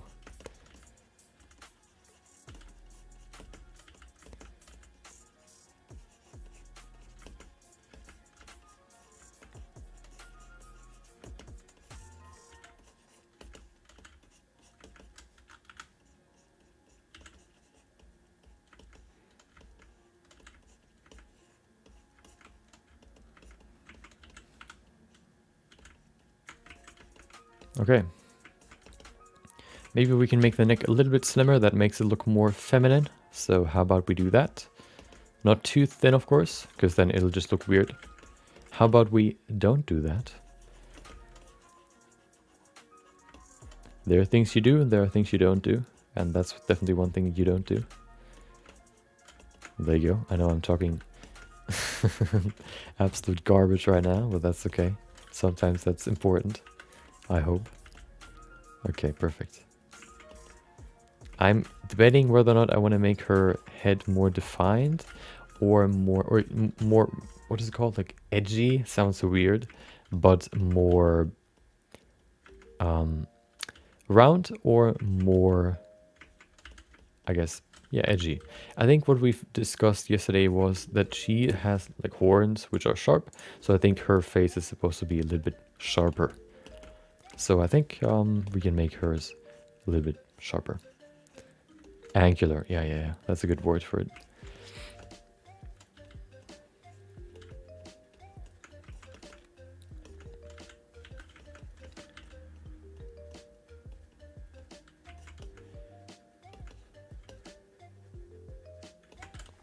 Okay, I think the neck looks pretty good. I don't know if we need to add more. Maybe we can kind of push this down a little bit, but I think it looks pretty good already. So I think the neck is finished so far. We can maybe make it a little bit slimmer. Okay, perfect. Let's get back to the head. Can we work on the lips some more, or do we need more geometry? We could maybe establish a slight structure here, but not really too much. Oh.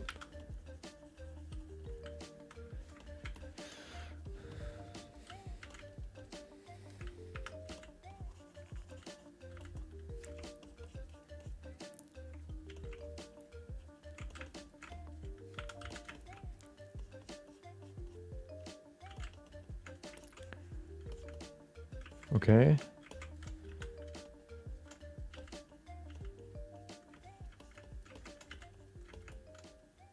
Maybe adjusting the lip size a little bit. There you go. Luscious lips. Perfect for kissing a dragon. A flatter dragon. There you go. Okay. I think that looks pretty good. I think we're almost at the point where we can go to the next stage.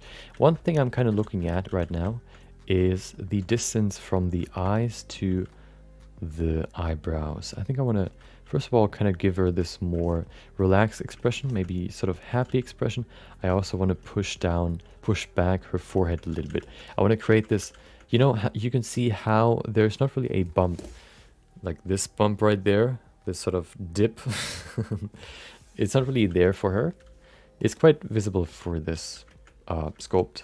So I kind of try to push the forehead back a little bit to make the transition a little bit smoother, like this. Maybe even a little bit more. Maybe that's okay. One thing I also want to do is I want to kind of smooth this out some more to make it flatter. There you go. Perfect. Not too much. I can probably also smooth this out some more to keep the head shape quite round. Round features, I guess you could say, are more common in female characters. So making the head shape round as well can help make the character look more female. Okay. We could maybe increase the eye size to make it look more stylized, but I don't know if we need to. I kind of like it how it is now.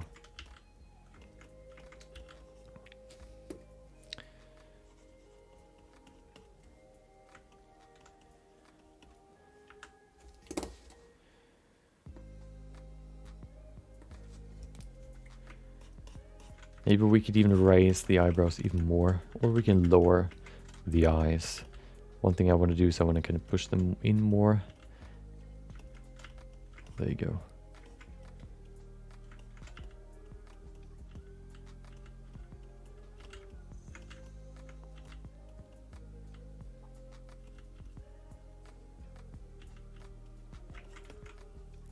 That's pretty good. I like the expression.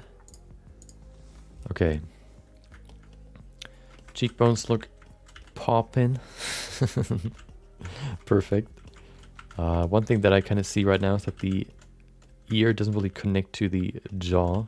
So I'm just going to push it forward a little bit to attach it to the jaw. Perfect. Of course, if you kind of do this kind of forward, pulling your jaw forward makes it so that your jawline is more defined. If you kind of pull it backwards, it's less, like it's more blurry, I guess you could say. Just because of the fat that you have underneath your jaw. Gets either stretched out more or pushed more together. Okay.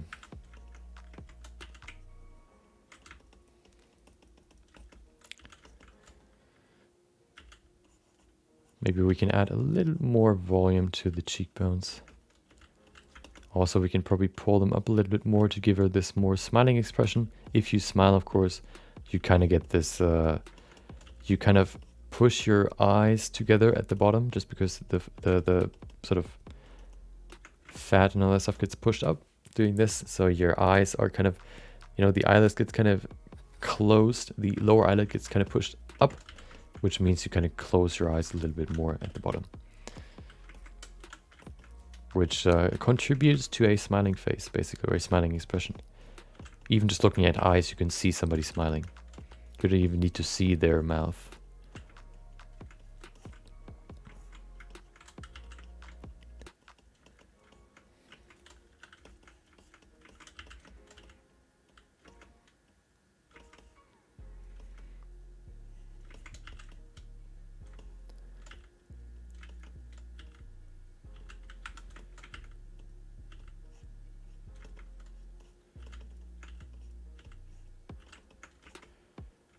Okay.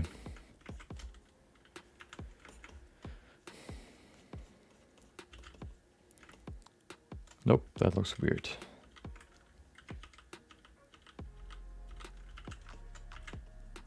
Okay.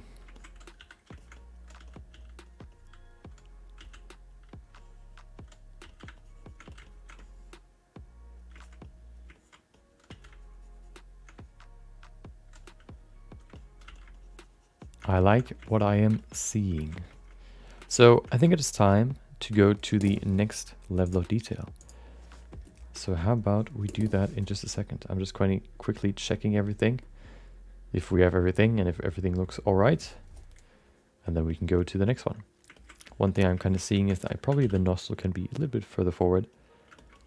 There you go. That's probably better. Not as long now. Perfect.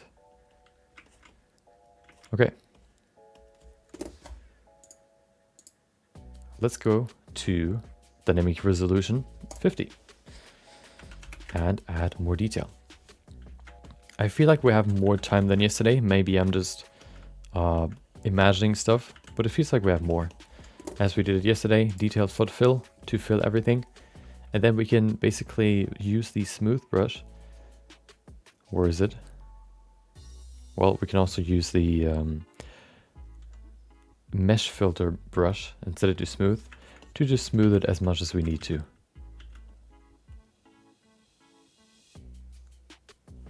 Oh, doesn't smooth at all. Perfect. Oh, we probably have to increase the strength. Hold on. 10. There you go. Yep, there you go. Nice and smooth.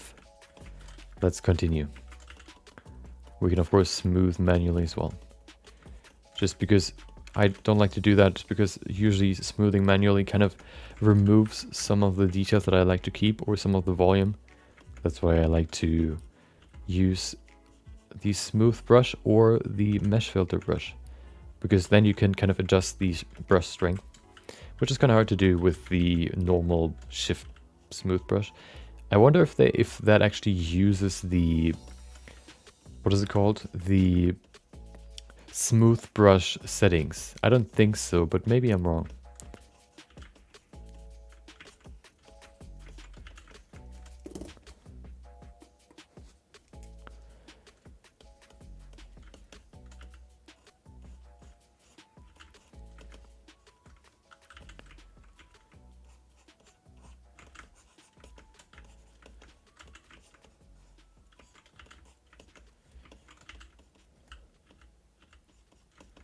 Okay, let's focus on the lips first. First of all, we need to make the shape right. It looks too rough. How about that? Who would have guessed?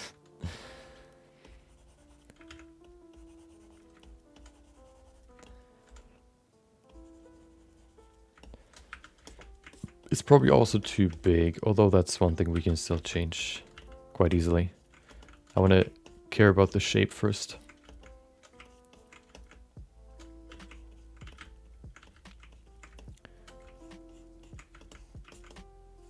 Perfect.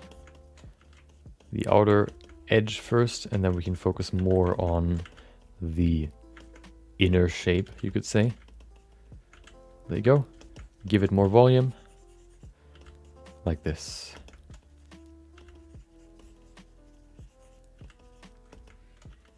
Keeping in mind that the lower lip has two sort of muscles or balls underneath, which gives it this shape. Like this. We can probably pull it back slightly. It looks kind of far forward. There you go.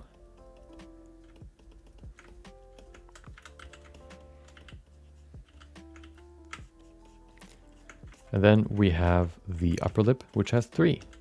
One where this round muscle that goes around the lips kind of, I guess, attaches. There's a bump in the middle, and then you have two on the side that basically are used for doing stuff like pulling your mouth up. There are multiple muscles like that, but you only really see three affecting the shape of the lips.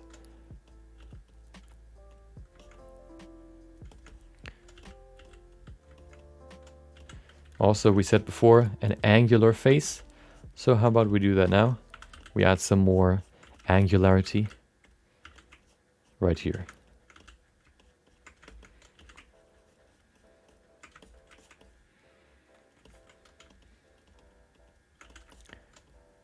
Perfect. We can transition to the nose now. I think we're almost done with the mouth. Almost. Not quite, but almost. Let me just do a few adjustments here. Okay.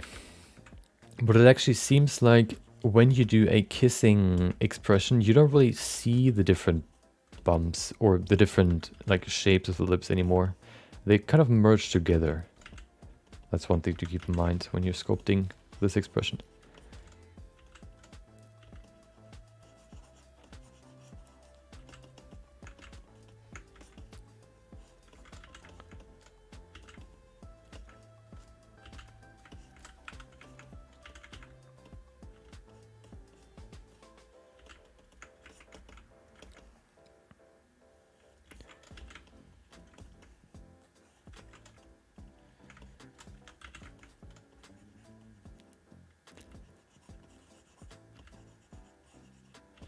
One thing I definitely realize is that because I'm more used to, or I mentioned it before, but because I'm more used to the workflow of using a tablet, I can definitely, while sculpting, think more about minor adjustments or details that I want to, adjust. I couldn't really do that with the mouse because I had to think about how to use the mouse while I'm doing it. So stuff like different, volume changes that I want to do, or overall just anatomy, I guess, ideas or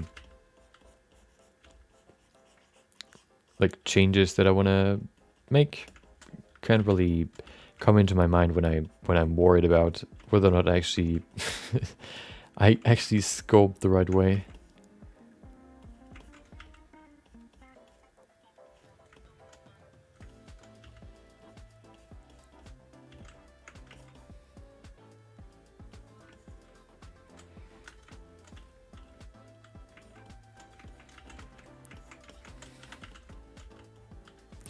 Okay, let's give her the smiling expression again. That got kind of lost while adding some more volume here. This looks kind of weird. Let's see, how do we make this look like she's smiling? It kind of just looks like relaxed. Maybe by pulling it more out like this. That looks pretty good. Also probably by giving her some more volume on the side here. There you go. Maybe. Let's see.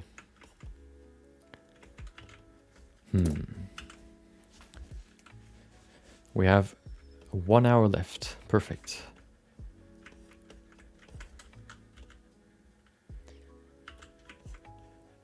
Well, let's care about the rest first. I think the smiling expression is more of a minor detail that kind of gets built up by all the other features of the face. So why don't we focus on those first? Like the lip shape and the nose. The cheekbones as well. Okay. I want to make the chin quite angular as well, quite sharp. Not only from the front, but also from the side.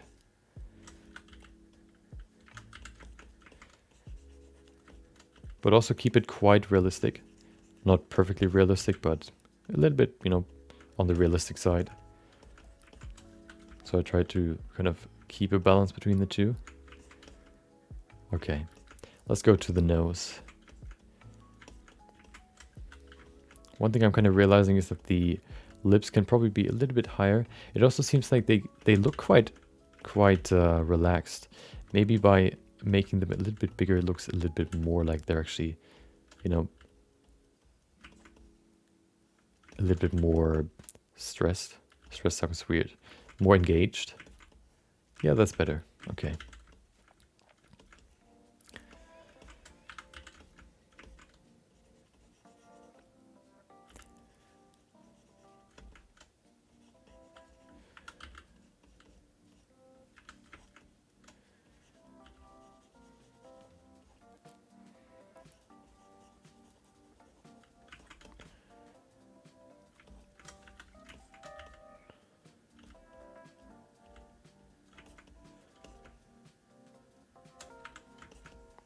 Let's go to the nose. Now that we can add more detail, how about we try to recreate the nose that we had yesterday? At least somewhat.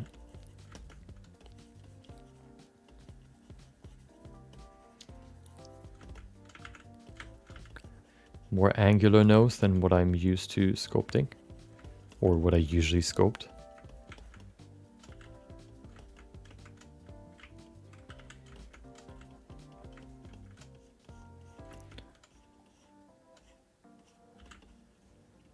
There you go. The nose tip is quite pointy.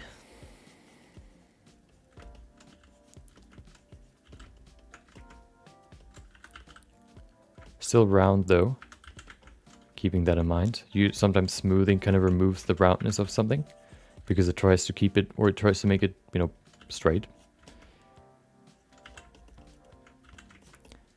I think we're getting close there, but there are a few adjustments that I want to do to make it look more like the one from yesterday. There you go. Almost.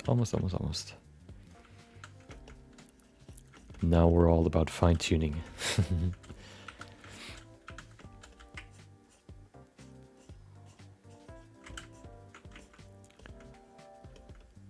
I think that looks pretty good. We're getting there. The nose shape overall looks pretty good. Maybe we can make the nose tip just a little bit wider.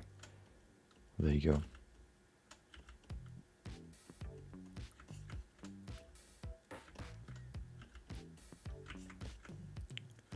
That's pretty good. It kind of lost its shape, so let's kind of adjust it.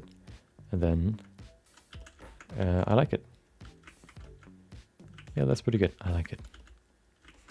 Let's get to the next part. Let's do the eyes. Eyes are almost there. Now we can actually open the eyes. They're closed right now, but as you can see right there, they're slightly open, so I try to keep that in the sculpt as well.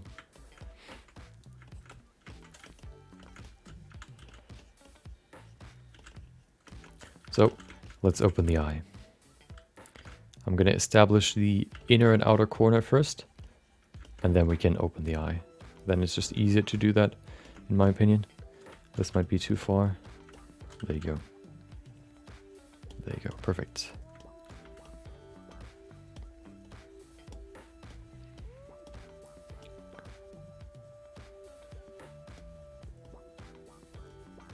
That's the opening. Might be too small right now. Yeah, definitely too small. But of course we can adjust it. Pull it out so it's just a little bit bigger.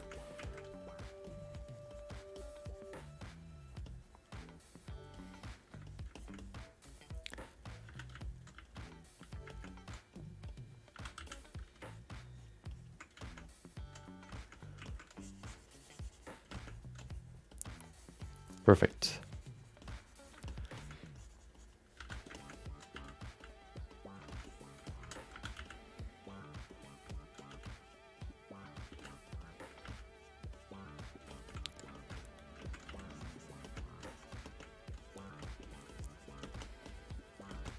Also keep in mind to include the tear duct in the corner of the eye, the inner corner. That kind of rounds off the eye in the middle. So let's add that now. There you go, pretty simple. Perfect. Okay, it's definitely weird looking. So one thing we need to do is we can kind of lower the eyelid again, the upper eyelid. I think we pulled it up too much, too far. So we can adjust it again.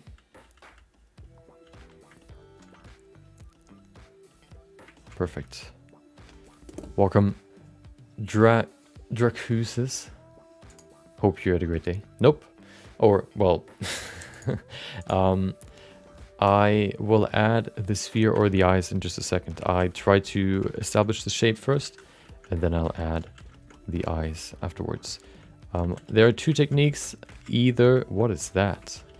Either I add the sphere or the eyes first, even before I sculpt the eyelashes or the eyelids, and then afterwards I sculpt the eyelids around the eye, or I first sculpt the eyelids and then I basically dig a hole where the eye would be, and then I include the eye.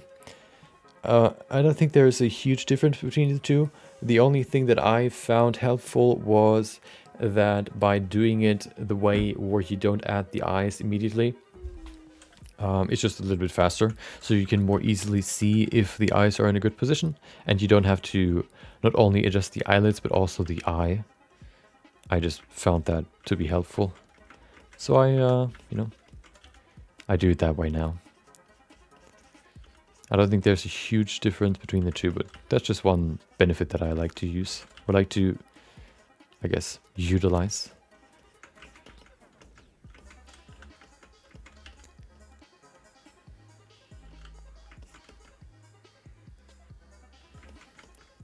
Also keep in mind the lower eyelid is further back than the upper eyelid if you're looking from the side. So I'm going to pull it slightly more back. Also keep in mind that it needs to have this nice curve. So by pushing it back, we have to keep in mind that it needs to retain the shape. There you go. So one thing we could do here is we could, for example, for the ears, use the face set tool and go in here. If we say, well, we have enough geometry, but we want to adjust the individual parts of the sculpt, we can now go in here and basically create a face. Oh, hold on, we have to disable dynamic topology, otherwise it doesn't work. Well, I want to separate the ear from the rest, so why don't we paint it green? There you go. This basically creates a colored mask for the ear. And then what we can do is something we have seen before. Every time you basically apply the brush again, you can see we get a new color, a new face set basically.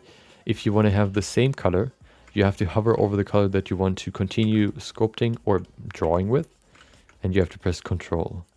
Then you continue with the color that you hovered over. It's either a color or it's nothing, like here. Then you can remove a face. There you go.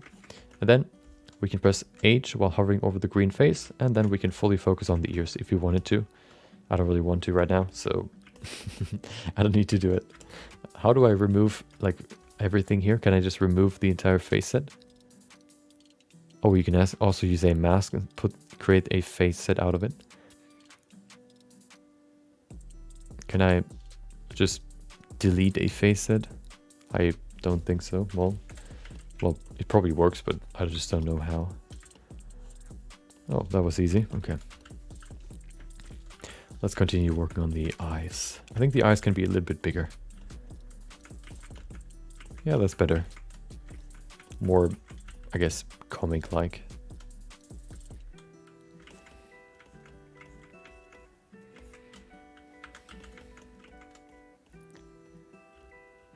Perfect.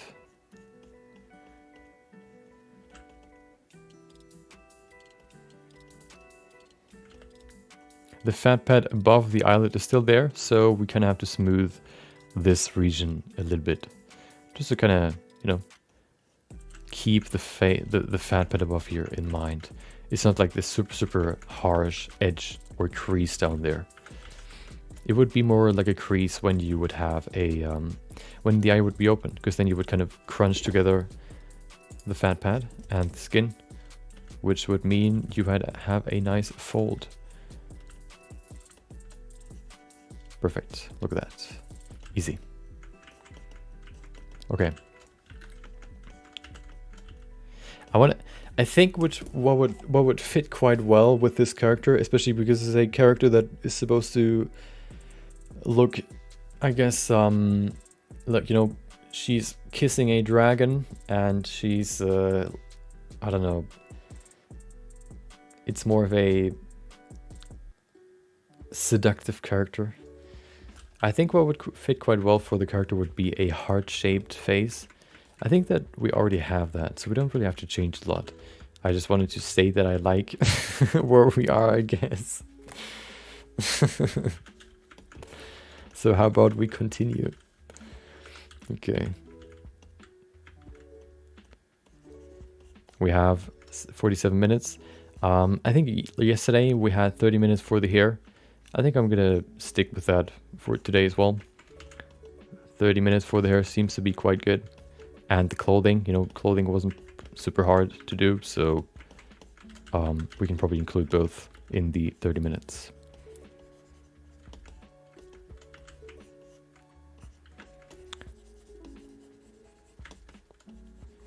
There you go. Detail the ears. We can see the ears in the end, so how about we add some more detail? Oh, we could actually add the eyeballs now and then adjust the eyelids to the eyeballs. How about that? We actually have them still, so we can just copy them.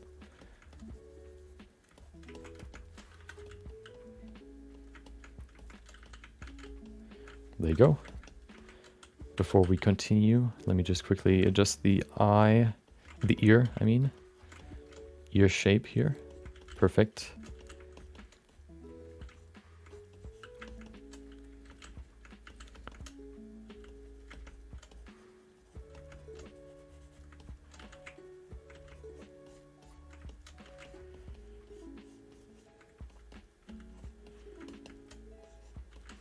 The ear is actually, you know, it looks pretty complex, but once you kind of know the structure, it's actually super simple to sculpt.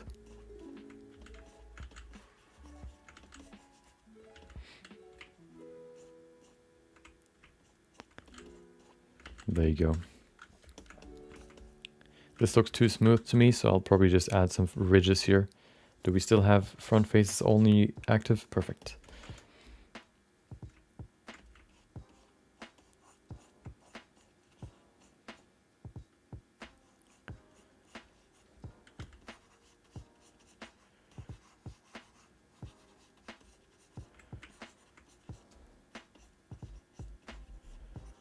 Perfect.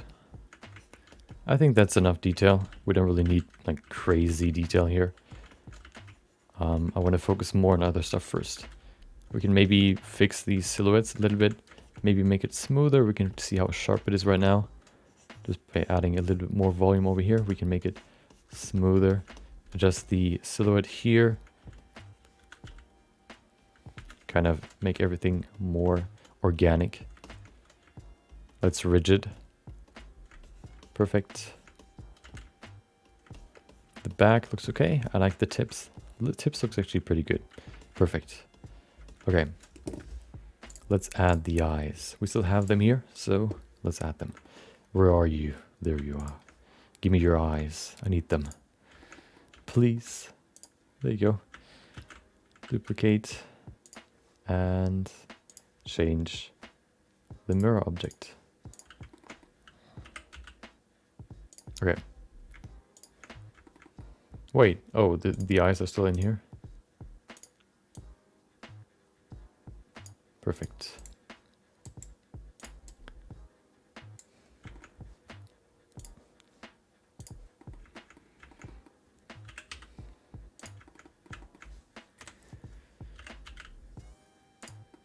The size looks pretty big. We can probably make it a little bit smaller. There you go, so it fits better into the eye shape. That's pretty good, I like it. Let's see what it looks like. Probably way in the wrong position. Come on, show me. Yeah, she looks kind of suspicious. We probably need to place it more in the middle and also higher. She kind of looks high now. We can probably adjust that though. The eyes are closed off just a little bit too much. Usually the iris kind of only scrapes by the lower eyelid. The upper eyelid is what basically covers most of the iris. And the iris is basically placed in the middle of the opening of the eye. Okay, let's continue sculpting.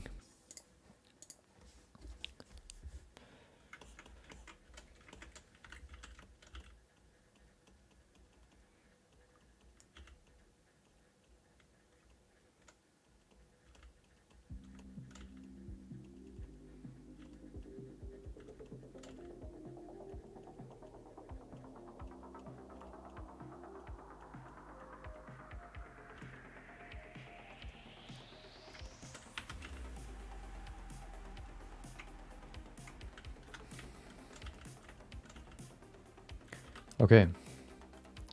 Let's see if that's enough.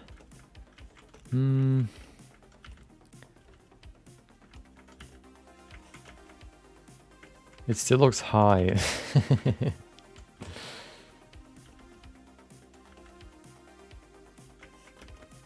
No, that's too much.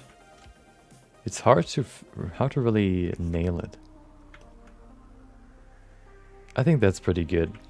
It's not too much, not too little. I think that fits quite well.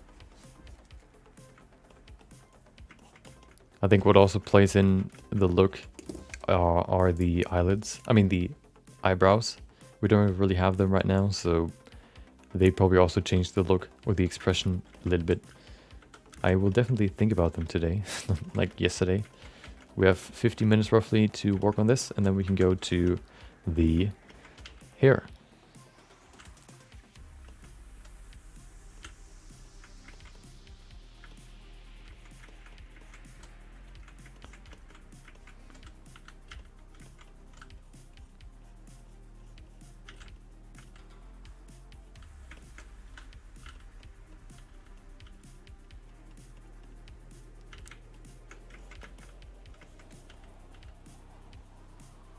Oh.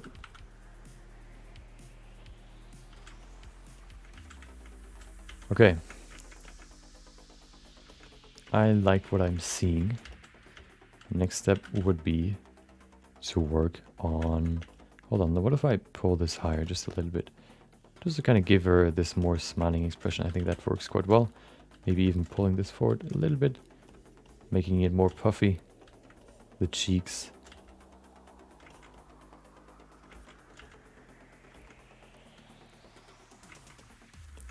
Yeah, that's pretty cool. I think we need to adjust the eyes though. No, it works quite well. I like it. Okay. I mean, if we still have 10 minutes to work on the face, why not add the eyebrows now? One thing, it looks more like a duck face right now. I think that is because of the shape of the lips in terms of the side view. We can probably pull it back slightly, make it more like a U shape rather than a flat front, more like this. Actually, no. I'm gonna keep it quite far forward. Like this. Yeah.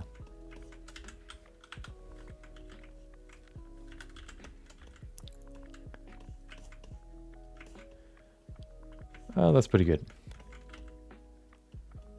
Doing some minor adjustments, and then let's go to the eyebrows.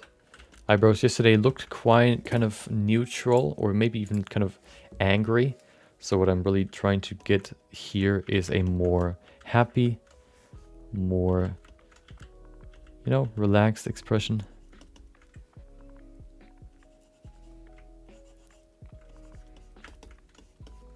Middle of the eyebrow a little bit raised, and then it goes down over here.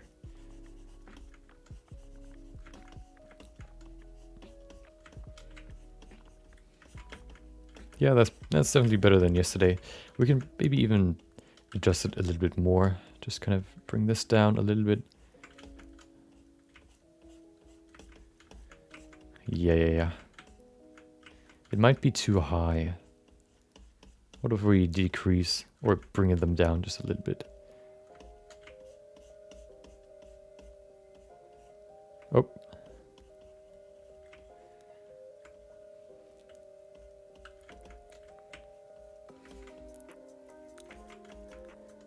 I like it. Side view, okay.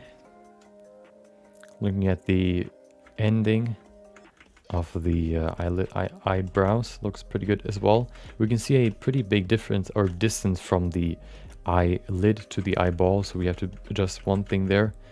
Maybe we can just push the eyeball forward. I think what we should rather do is just push this back, or we'll see. Let's first add the eyebrows. What I like to do is I like to work with at least 100 resolution for the eyebrows. Otherwise it just looks like a sort of bump. This kind of gives it this nice hair structure. which is kind of needed to make it look like eyebrows. Maybe even 150, but I think 100 is the minimum that you can use here.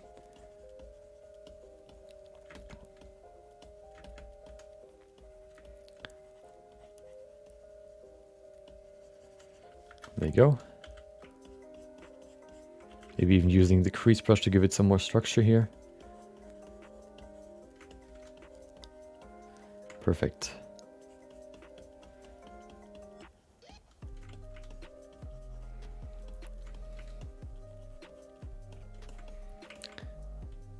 Okay. Look at that. Looks pretty good. I like it.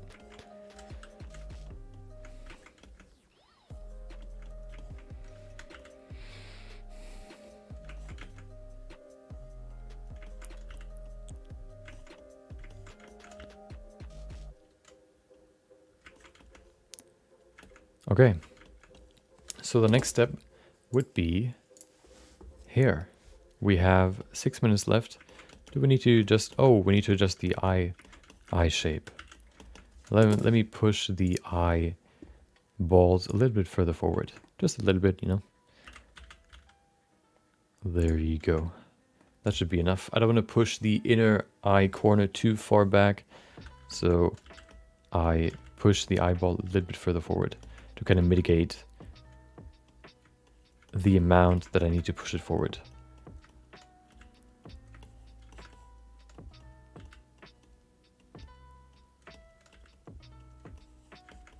Keeping in mind that the eyelids are quite thick. There you go, that should be enough. Let's see if it still looks the same as it did before, or we have to change a few things here. I think we can kind of push this higher. Yeah, that's pretty good. I like it.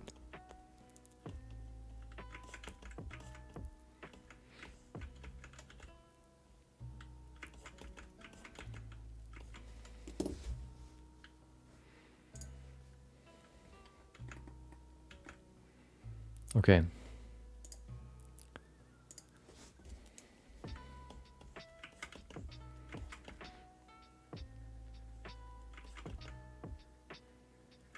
Do we need to adjust some stuff here in the neck? Maybe we can give it some more detail here. We have 4 minutes left, so why don't we do that real quick? How about here at the bottom? Well, we don't really need more definition. We can maybe smooth it a little bit, just so we can get rid of all these, I guess, old relics of structure, low resolution structure.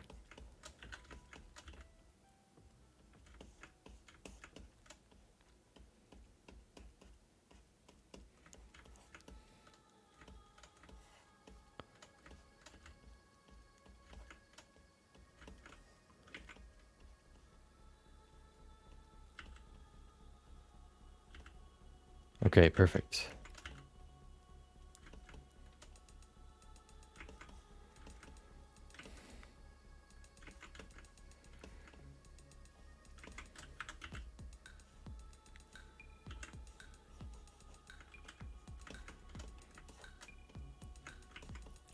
How about we go to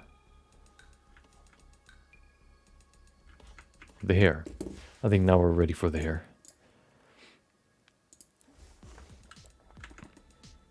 We do the same that we've done yesterday. Well, can we? No, never mind.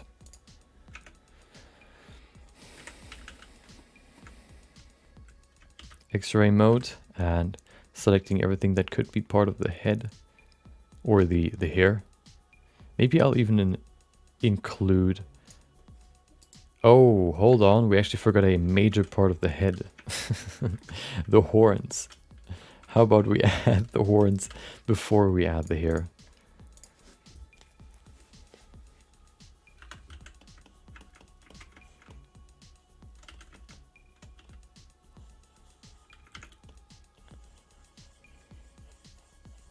They need to be quite big, so I'm gonna make them quite big, like this maybe even more. There you go. Perfect. Then once we have the mask, we can pull it out. Maybe it can be even bigger. Just a little bit more. I don't want to remove too much space here in the middle or occupy too much space, just because we need to have at least a little bit of space to, you know, grow some hair. I think that's pretty good. Okay. So let me see if I can now use the constant brush shape for this.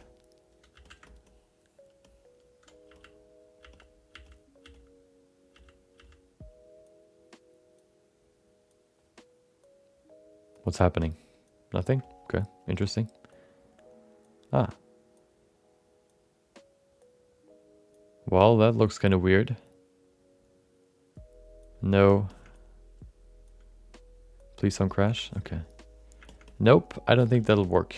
I think you either have to be very precise or you just have to live with... What about sphere?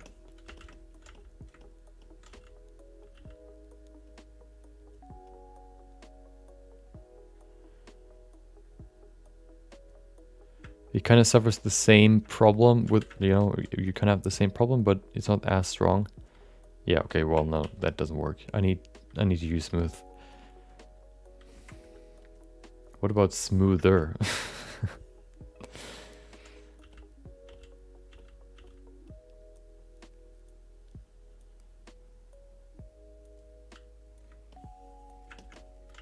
That might be even worse.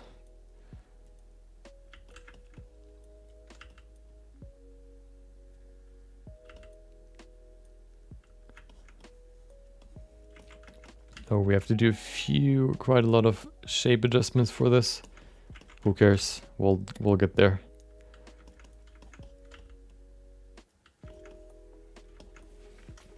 Okay, so we have the first curve, but we need the next one, which is kind of this inverse curve in the other direction, kind of going outwards again. So let's do that now. First things first though, I kind of want to pull this out to kind of give it some more shape here. Okay.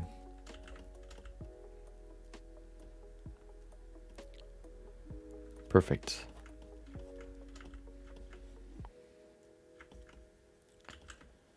Maybe we can pull this higher just a little bit. And then we pull it inwards. I mean outwards. Like this.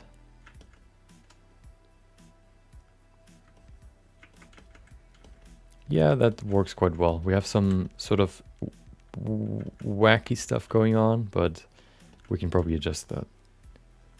Okay.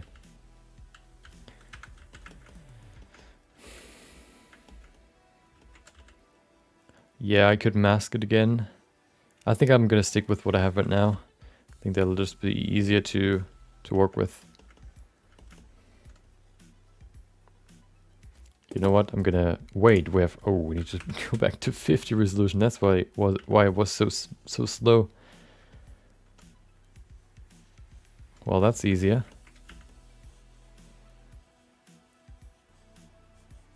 Okay.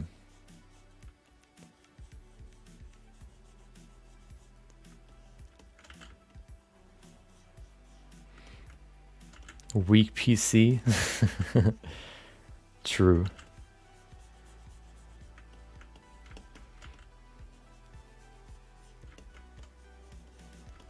If you ever want to see if your PC is good enough, just go to sculpting in Blender and sculpt something with high resolution dynamic topology.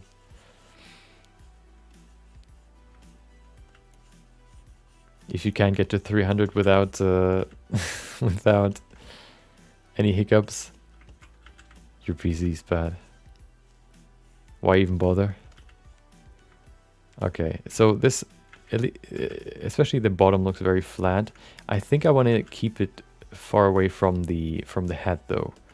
So I'll try to kind of mitigate the sort of lacking roundness by smoothing the bottom and then adding more at the top. Maybe a little bit here.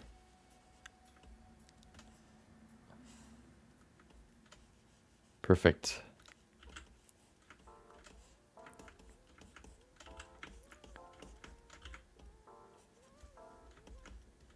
Exactly. Just keep hitting the keep hitting the subdivision button and measure, or you know, measure how long it takes for every step.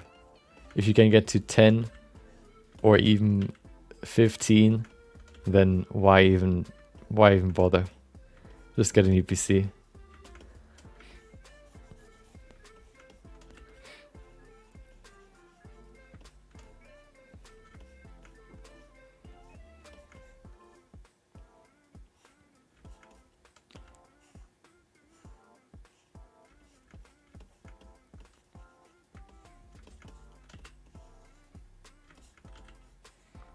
We're actually cutting into the hair time, so I kind of want to make this a little bit quicker here.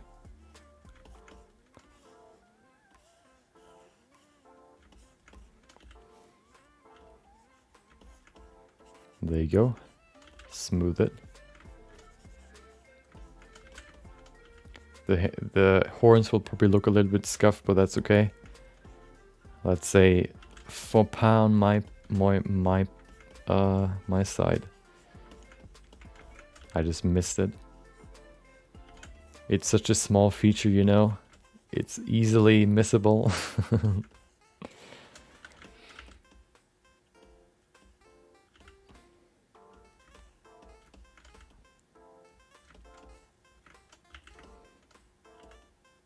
There you go.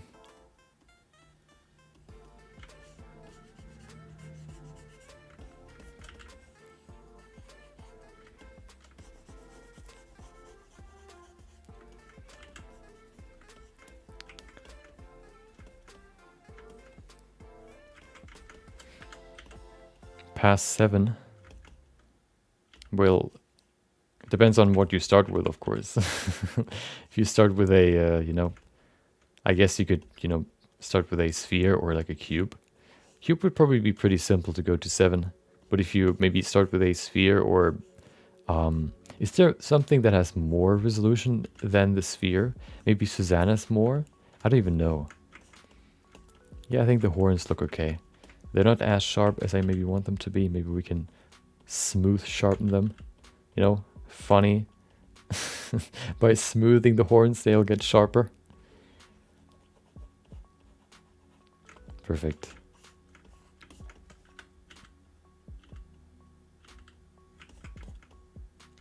Okay. That's okay. I like it. It kind of looks more organic because it has these slight bumps in it. Which is my excuse for why it doesn't look perfect. They might be a little bit smaller than I want them to be, but who cares? We need to get to the hair.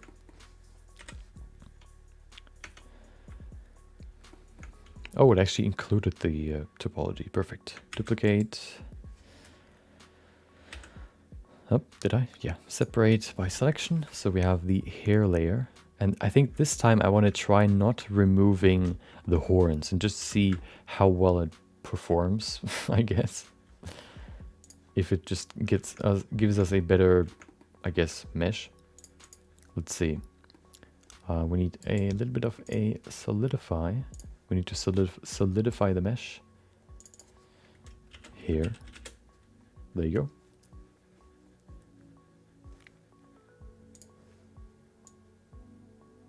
Making sure that it doesn't go through the mesh. Perfect. The horns are quite pointy, so that'll probably be the biggest problem. Even thickness, what does that mean? Nope. Offset, okay. Oh, we could, no, we can actually not, okay. I had the idea of just pushing it in, but that wouldn't work. What if we use a displacement modifier before we use this? Hold on. Strength 0. So that'll be an interesting experiment. What if we set the offset to 1, maybe a little bit more, and then we use displacement to push it back in. Okay, well this looks kind of horrible. Well, that doesn't work. Okay. Well, I'm not going to do that again. What we could do though is we could create a quick vertex group.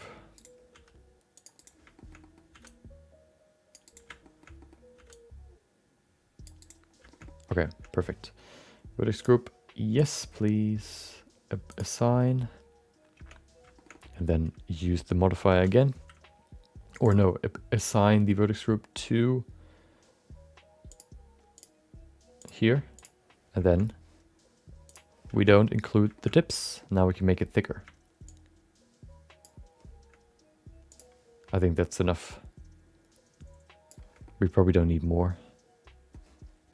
Apply. Now we actually need different colors. Let's go in here and use random. There you go. Perfect. Okay, let's begin sculpting the hair. First of all, wait. Oh, there's a mask. That's why I couldn't sculpt. What is that? That looks interesting. Okay, we talked about the same yesterday. First, what we need to do is work on the symmetrical parts, and then we can work on the asymmetrical parts. Symmetrical parts would include the back of the head. Nothing really else. Well, we could maybe add more detail to the front as well, but we couldn't really add too much because it is quite asymmetrical. We can only really add major, I guess,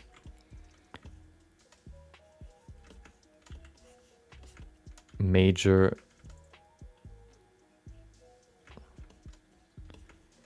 volumes. Okay, this will be annoying. Okay, that was a bad move to use to include the ears. Okay, let me just quickly do that again. 20 minutes. Oh no. Hold on. Let's try it again.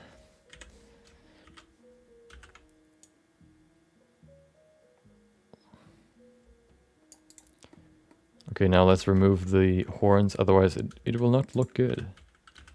Let's do it quick. Quick and easy, quick and fast. We need to have some time at least to sculpt the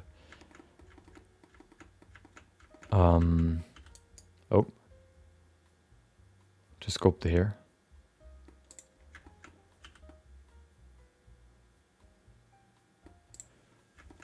Showing me that fall off constant tool.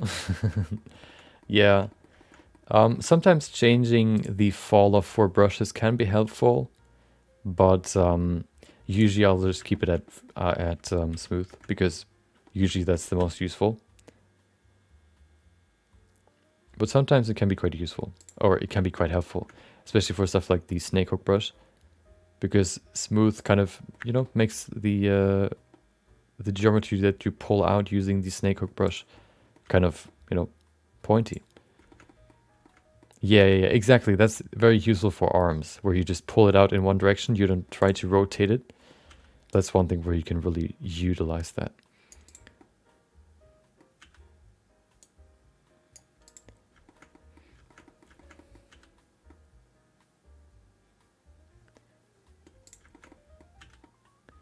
Okay. We're almost there. We need to exclude the ears as well, but the ears aren't as hard as the horns because we have to rotate around the horn all the way around. But we're there now. Let's go to the ears.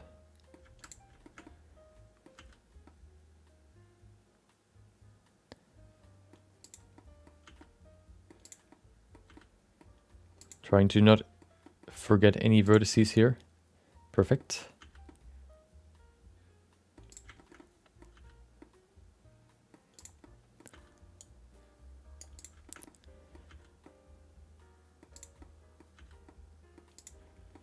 Do the same on the other side, not trying to exclude some that I try to keep. I'm feeling the pressure now. Probably only have 10 minutes or so to create the hairstyle. Oh no, I won't have enough time to create the hair. I've spent too much time on the face. But of course, the end result is only one aspect of everything. The entire analysis, basically. Okay, perfect. Any missed vertices? Nope. Other side? Nope. Looks good. Perfect. Duplicate. Separate. Wait, where am I? There you go. Here. Okay.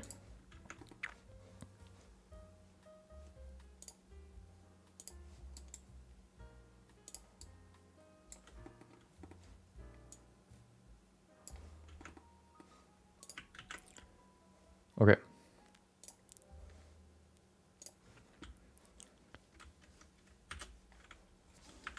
Let's begin.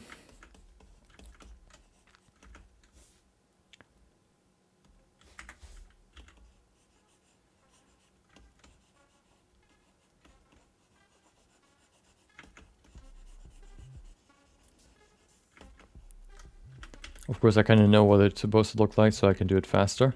That's good. That's one advantage that I have for the second try. But of course, there's still the execution part. It doesn't matter how much I know how it works or how it's supposed to look like, I still need to do it.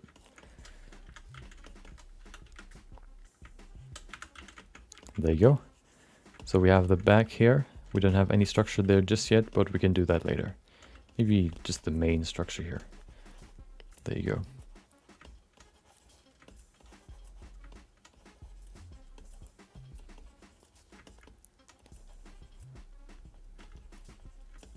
Perfect. Then we have this side here, piece here, that goes back into the middle, like this. We have hair up top. The one thing that made me decide to create a new hair piece was the fact that sculpting underneath the horns would have been insanely annoying. So I just decided to create a new one without the horns and the ears.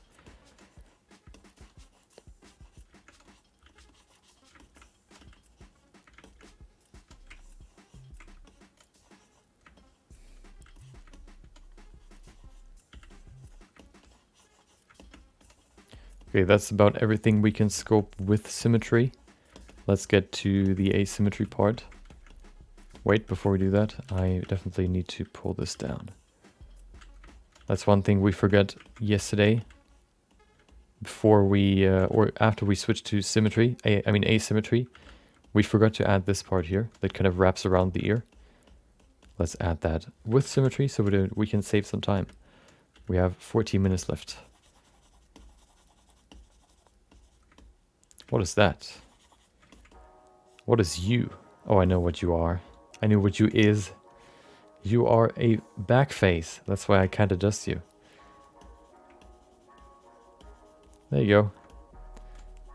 Okay.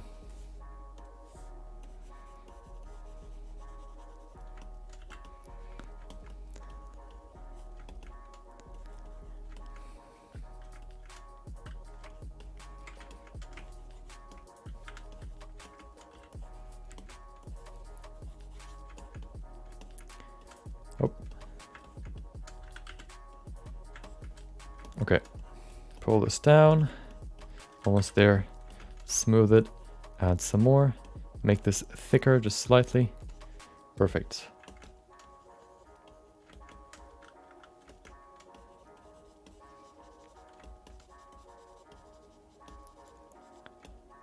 Another back face. Unbelievable. The amount of back faces we have to manage. Perfect.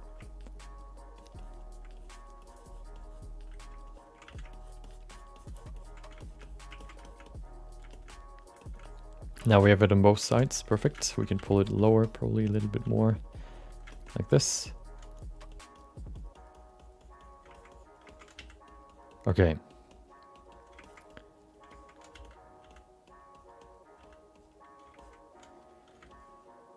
Let's go to asymmetry.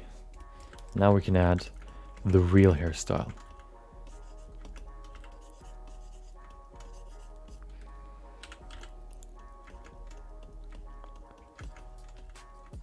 Another good reason why you would remove the horns from the hair, I guess, model is just because then you have this nice crease or this nice distinction between horns and hair. This nice crease basically, which you couldn't really get that well with a with one mesh. Separating it into two meshes just makes it easier.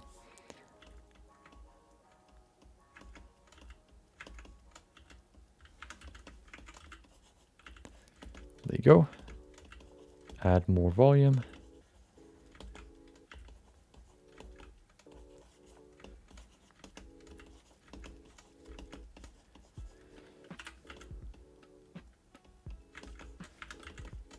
Other side as well. This side is not as big. Hold on. Okay.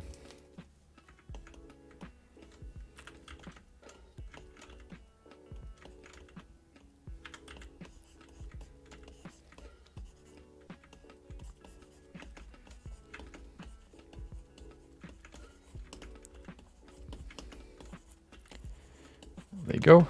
We have the end piece here, kind of merging everything together into this big braid. We have a few more layers we have to add though. We're not there yet.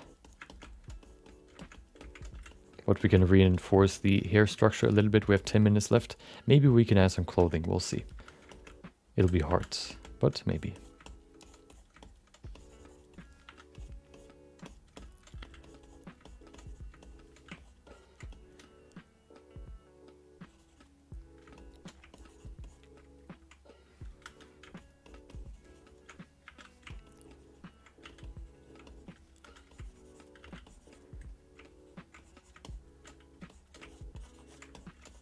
There you go.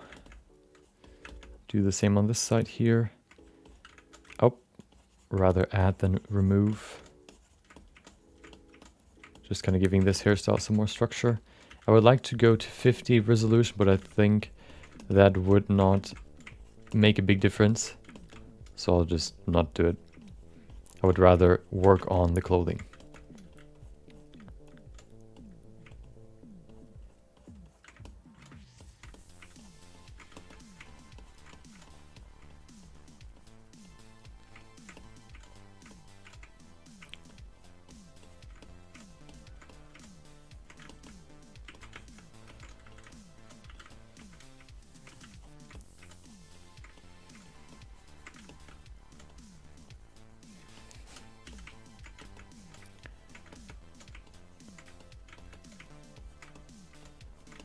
There you go.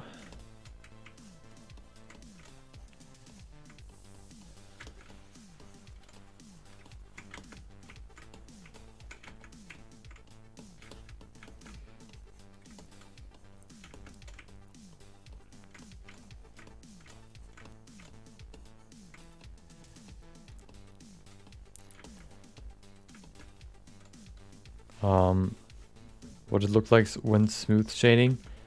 The hair will probably look pretty rough because you can still see this sort of rough structure on it. But yeah, everything else would look quite smooth. We can look at it in just a second. I just want to make sure that everything is looking fine. And then before we go to the clothing, we can go to smooth shading and just see what it looks like.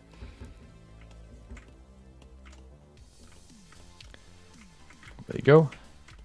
Perfect. That's looking pretty good. Hold on. There you go. That's better. Just wanted to add some more structure here, there.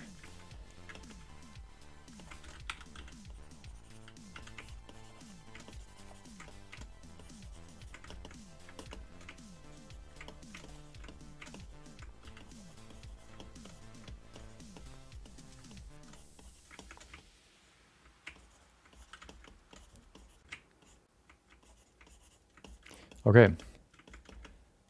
Perfect. Let's get back to the layout. Oh, let's look at smooth shading real quick.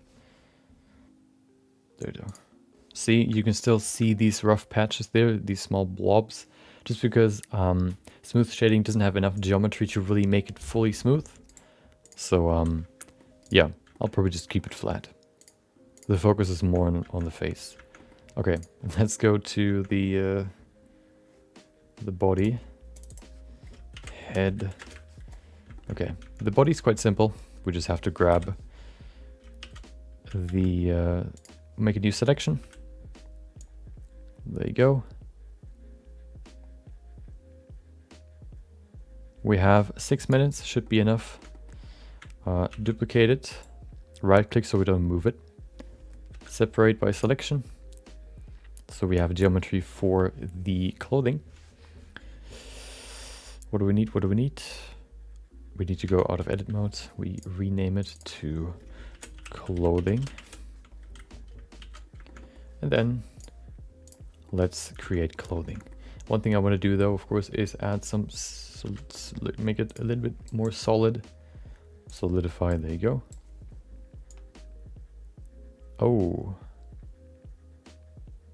that should be enough. 4.04 meters.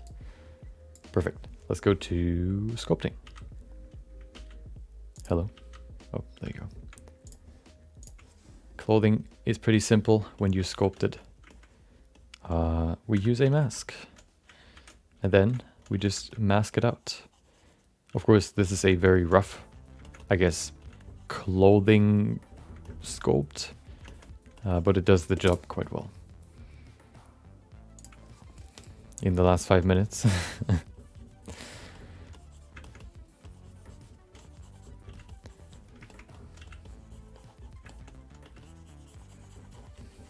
I think it was just as close yesterday. So let's finish it off just as close as yesterday.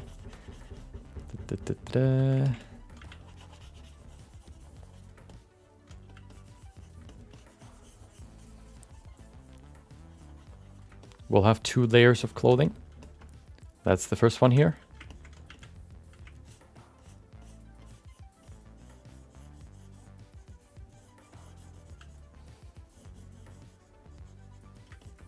There you go. We invert it. We say, no, hold on. We invert it again. We use, what is it called? Mesh filter. Set it to inflate. We then apply it and push this into the mesh like this. Then we invert it and we inflate it outwards. This way we only have the clothing that we want to see out on the outside. Like this. Perfect. Maybe a little bit more. Oh. Like that. We can probably smooth it slightly. Let's see. A little bit. It's quite rough, but that's okay. And then let's go to the next one. We make another selection. Wait, where's my selection? Can I still select it? Probably not. Let's just make a new one. I can't remember what the old one was. Let's just make a new one. We have 3 minutes. Oh, I know. I remember.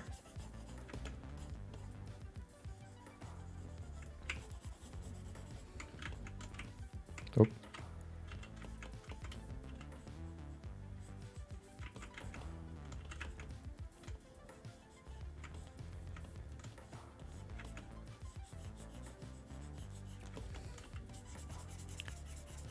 Okay, finish the selection. Oh.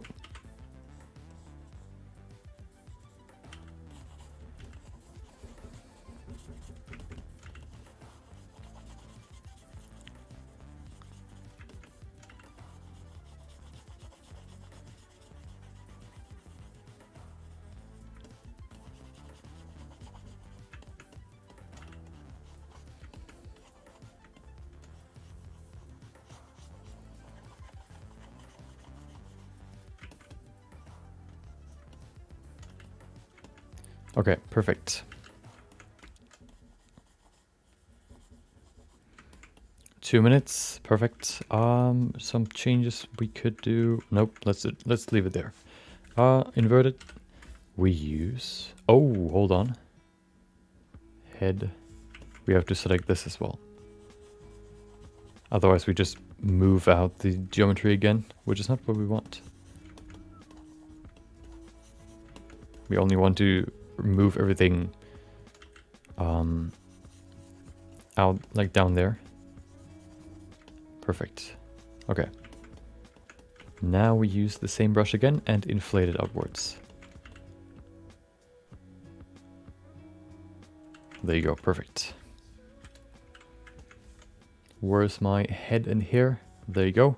Perfect. We could give it some more detail, why not? We have 1 minute 46.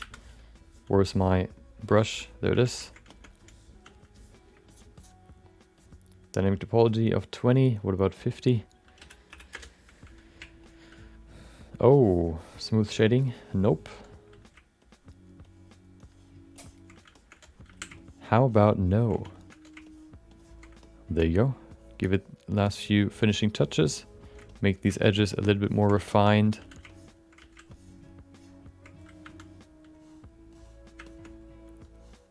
Maybe reinforce it by making it thicker. Perfect. Okay. We have this piece here. We're going to cut off the bottom just to make it look cleaner. 56 seconds. Last few finishing touches. We haven't added any eyelashes. We didn't do that for the other character either. I think sculpting eyelashes is quite annoying. So I either resort to using a pre-made eyelash set, I guess, out of particle hair, or I'll just leave them out. Perfect, okay.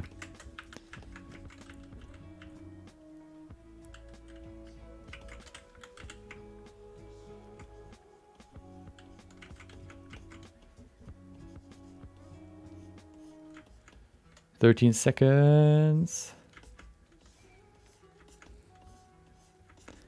Da, da, da, da, da. Perfect. 4 seconds. Da, da, da, da. Okay. Okay, we're done.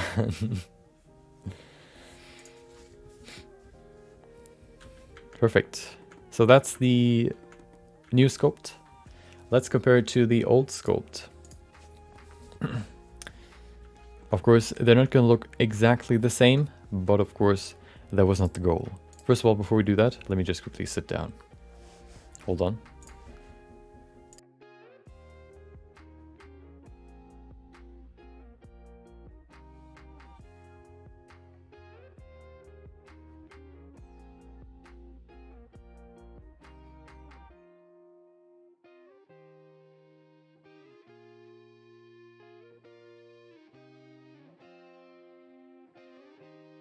Yeah, I think the easiest way to, to add eyelashes here would be to use the particle hair eyelashes that I have. They are quite universal, or, pretty easy to use, and look pretty good. But I don't want to bother doing it. So let's look at the two. There you go. Okay. Let's put them next to each other. I think this one is a little bit bigger. Let's adjust the size a little bit. I'm just going to parent everything to the head, so everything moves the exact same amount. There's not going to be any offset. Oh, before we do that, let's actually cut off the bottom there to make it cleaner.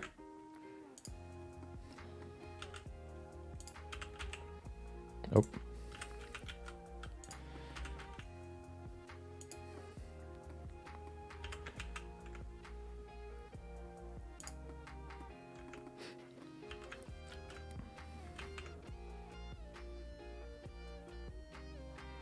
Perfect.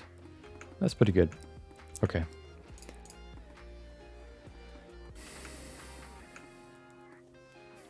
I'm just going to use manual Boolean modifier just because it is sometimes kind of weird. Sometimes it just adds the cube to the mesh, although it's set to difference, which is kind of weird. So I like to use the modifier instead of this quick function from the add-on, just because then I can switch between exact and fast. If exact doesn't work, usually fast works, and it works, as you can see. Perfect. What do we need here? Boolean. I don't really know why it adds the cube to the model, but it just does, and it's annoying. See, now it works. Now exact works. I think it has something. It has to do with the amount of vertices that you have.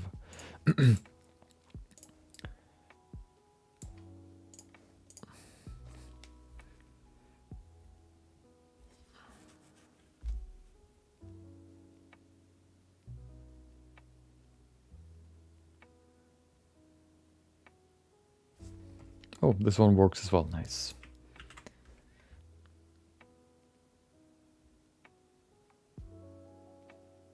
Oh, it froze.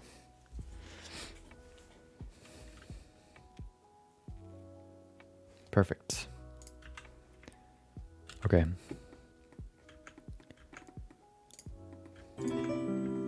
Oh. Like for following Dracuses. Hope you've enjoyed the stream so far. If you're still here, welcome. Let's yeah, let's finish this. So I'm just gonna parent everything to the head so I can move everything. I think I've done the same here. No, I actually didn't. So let's do that now. Da-da-da. Perfect. Okay. I think I'll adjust the size of this. So one thing that I want to do is I want to place this in the middle so I can actually adjust the size and the position as well. Which one's which? I think this one's the new one. Yep.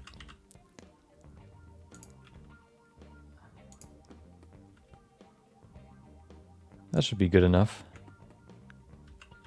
Maybe even bigger than I want it to be.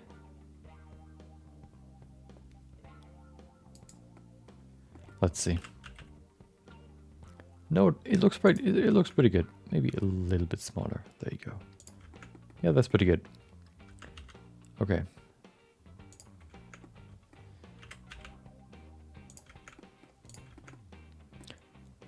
Perfect. You know what I'm gonna do is I'm gonna make a quick animation. Or 2 frames for an animation, just so I can flick between the two. So I'll place probably another camera here, real quick. Camera. There you go. Set it to 80, 85.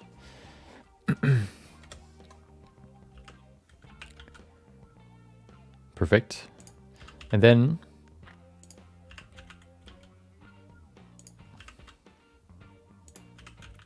we can basically give them a quick animation that they move, like they switch places. So we have one in focus here, and then we can flick between the two, I guess, the 2 keyframes to see both in the camera.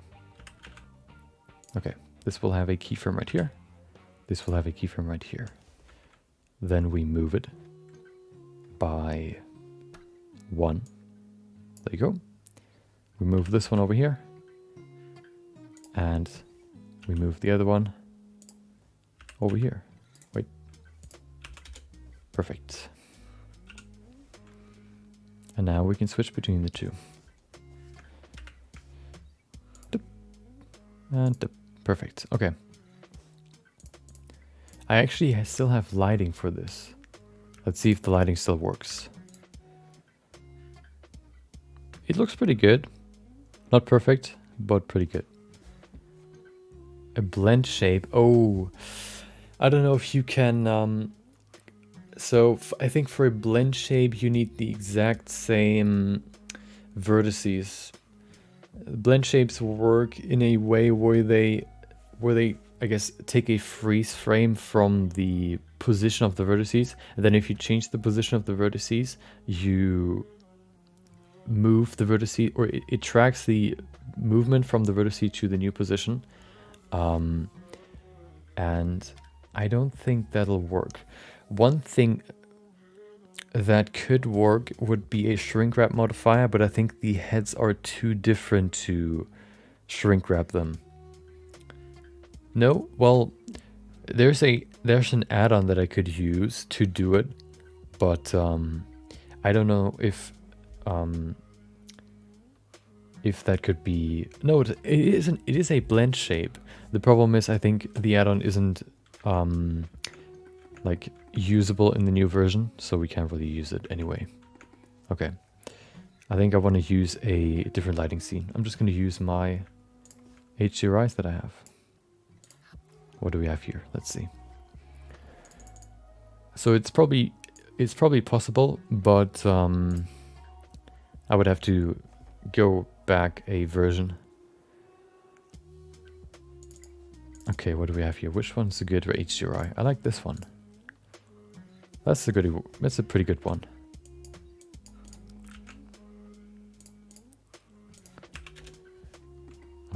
Doing a few adjustments here just to make it look more clear. Hold on.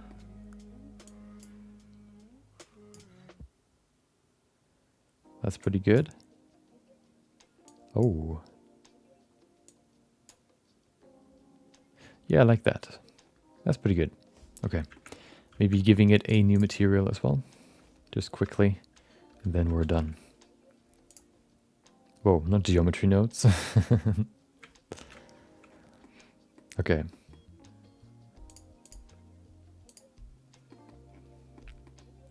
Let's give it a color. What about red?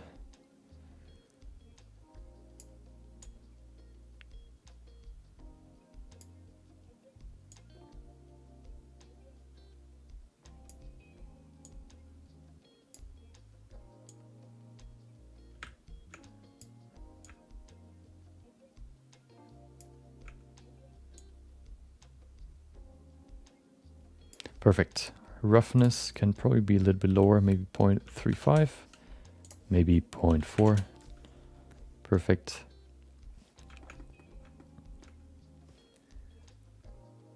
And the hair can probably have its own color.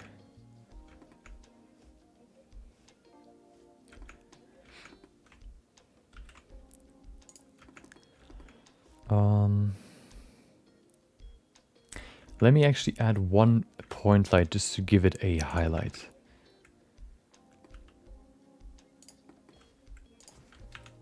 You always gotta have this nice rim light at the end here in the back. Very important.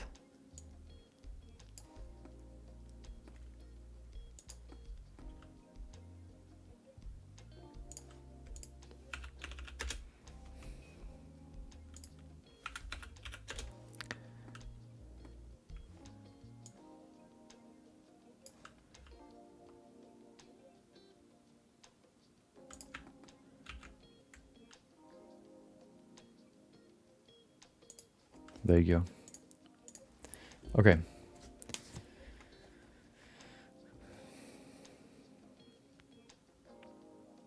The eyes might be a little bit too small, but that's okay. I'm not going to change anything now. We're done. Let's add some colors to the rest and then we're completely done.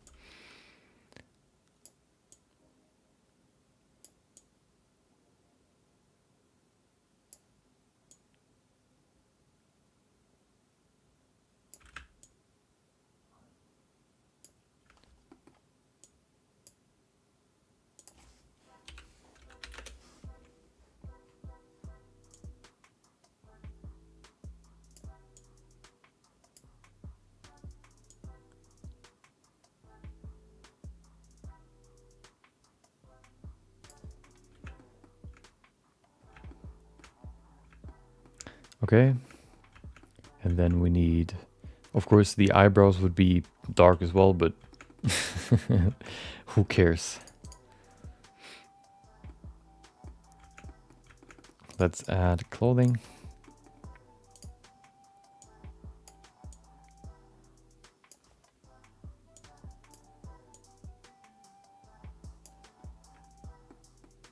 Perfect. Okay.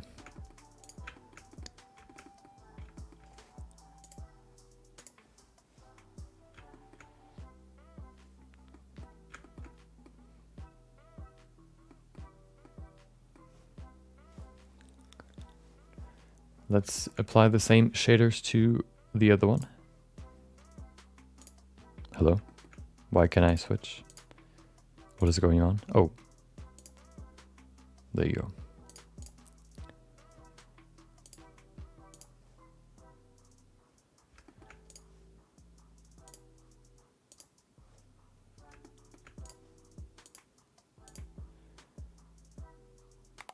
Okay.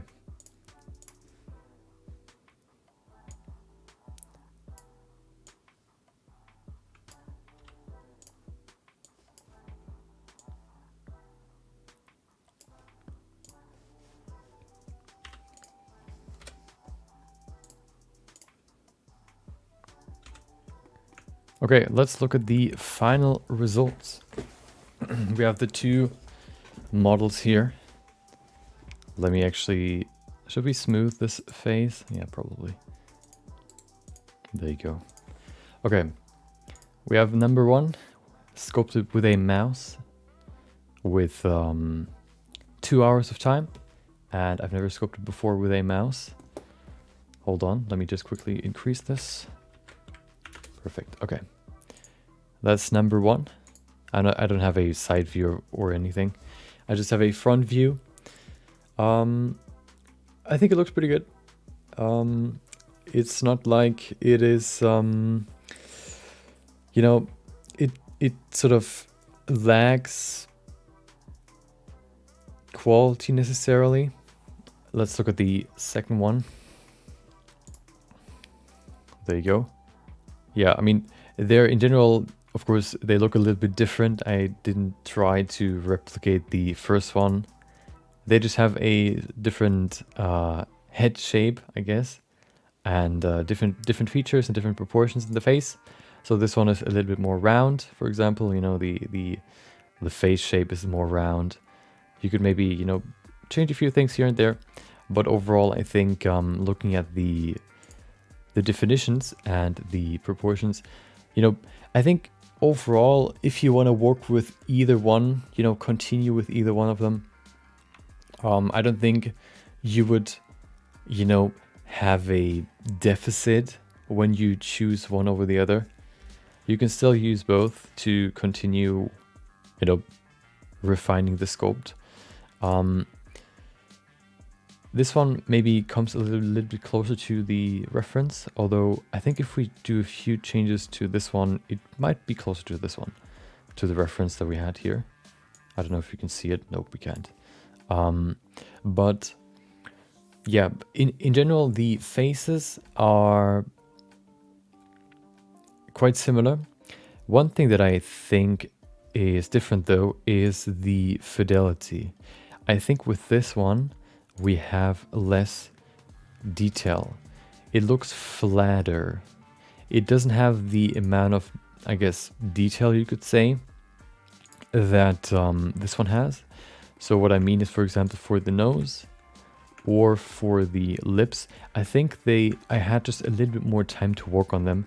That's why I think the lips on this one and the nose also just look a little bit better than on this one. So I like this one more in terms of its, you know, yeah, fidelity, its definition. But yeah, I think you could use both to continue. Yeah. There are some changes that I would do here to this character as well, but they're just minor changes. Yeah, this one looks more masculine, I guess, because of because the jaw is more defined and it's more angular. It's more blocky, I guess you could say. I think it, you know, that's probably why it looks a little bit more masculine than this one. This one has more of a round face shape. Everything is a little bit more round than the other one.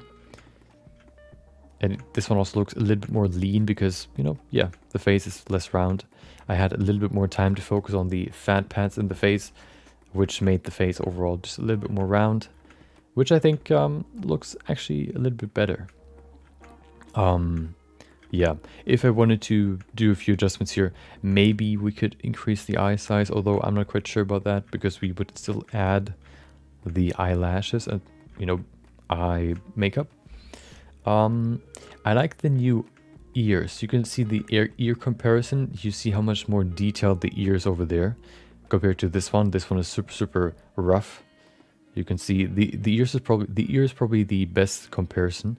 Maybe I've just spent, you know, I didn't really put that much effort into the ears.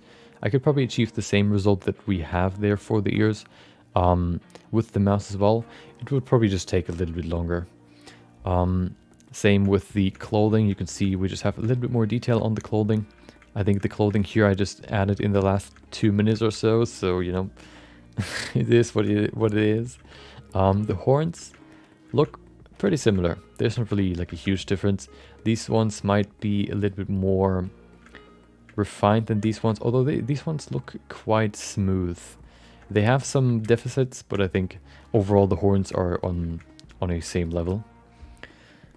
If I would choose one between, or if I would choose between the two, I think I would choose the second one, the tablet version, just because, yeah, I think it has more potential, or it is more refined and more realistic than the other one. This one I think is more stylized in general, or, you know, it is less, yeah, refined basically. So that would be talking about the appearance or the model, the end result of the model. When it comes to the workflow doesn't really change that much. I think the biggest change in the workflow would be when it comes to adjusting your brushes. One thing, of course, that you can do, which applies to mouse and tablet, would be how you can change between brushes. I mapped the most important brushes for me to my number keys 1 to 6, so I can just switch between them whether I use the mouse or the tablet. It doesn't really, you know, make a big difference. One change though is that you cannot utilize, or with a tablet you can utilize the variable or the pressure sensitivity of the tablet. You can't really do that with the mouse. There's no pressure sensitivity with the mouse. So you always have to adjust. You cannot, while you're brushing, you cannot basically dynamically change the strength of the brush while sculpting. So what you can do to kind of mitigate that and make it easier on yourself is you can basically use the extra buttons that you have on your mouse. If you have a, I guess, gamer mouse with thumb buttons, for example, on the side here, or maybe even you have, as mine has, you can push the, oh, it actually has a function. You can push the scroll wheel to a side to basically do another function. You know, 2 more functions that you can map to your mouse. What you could do is, for example, you could change the size of the brush by, or no, the strength of the brush by using the thumb buttons. So you can say, well, the first one at the front will be to increase the strength, and then the other one will be to decrease. This way it might be a little bit more fluent and easier to sculpt with a mouse. The biggest problem, at least for me, was that I usually, when I work with a mouse, I have my arm rested on the table, which means every time I try to do big strokes or multiple strokes over the same surface, what happens is that, especially when I'm standing, because I have a standing desk, what happens is that while I do this, I have to move my entire arm, which means I move the table as well, which kind of brings everything, which shakes the entire desk, which can get quite annoying, but it's just a minor inconvenience. Other than that, I think, to answer the question, do you need a tablet to sculpt with, or to do digital sculpting? Nope, I don't think so. I think you can achieve very similar results with both.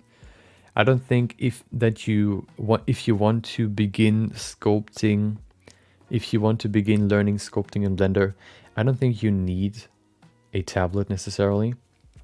It is definitely something you could you should consider because of one reason, and that is that every time you want to apply your brush to a surface, you have to click, and that results in a lot of clicks to sculpt your character.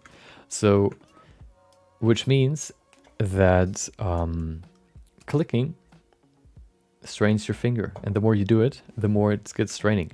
After the 2 hours of sculpting, I definitely felt some sort of like a slight strain in my hand. And if you do it more than just 2 hours, maybe 3 or 4 hours of sculpting in one session, I can imagine it can get quite straining on your fingers. And then doing it over multiple weeks or multiple days, yeah, it'll probably just get worse and worse. So the more ergonomic option would definitely be the tablet. But of course, if you just, if you, for example, you're not quite sure if you actually like sculpting, you don't need to have a tablet to, begin sculpting. You could do that with a mouse as well. The tool is not really what makes the artist. It's more the skills that the artist has. Yep. And that concludes the question. That concludes this topic. Do you need a tablet to do digital sculpting? No, you do not. I think that is a good answer, because the more, or if the less requirements there are for something to be used, the more people can do it. And of course, Blender is free, so you can immediately start using Blender. And if you want to start sculpting, you don't even need a graphics tablet. So yeah, if you want to do sculpting and you don't have a graphics tablet, then you can still do it. So now, if somebody asks me, do I need a graphics tablet? Which one do you have? I can still say, well, you don't need a graphic, you don't need a tablet necessarily. You can still do it without it, without a tablet. That was already my idea, or that was probably, what I had in mind would be the case. I just wanted to, prove it basically, which is, what we've done over the course of the last 2 days. Okay, perfect.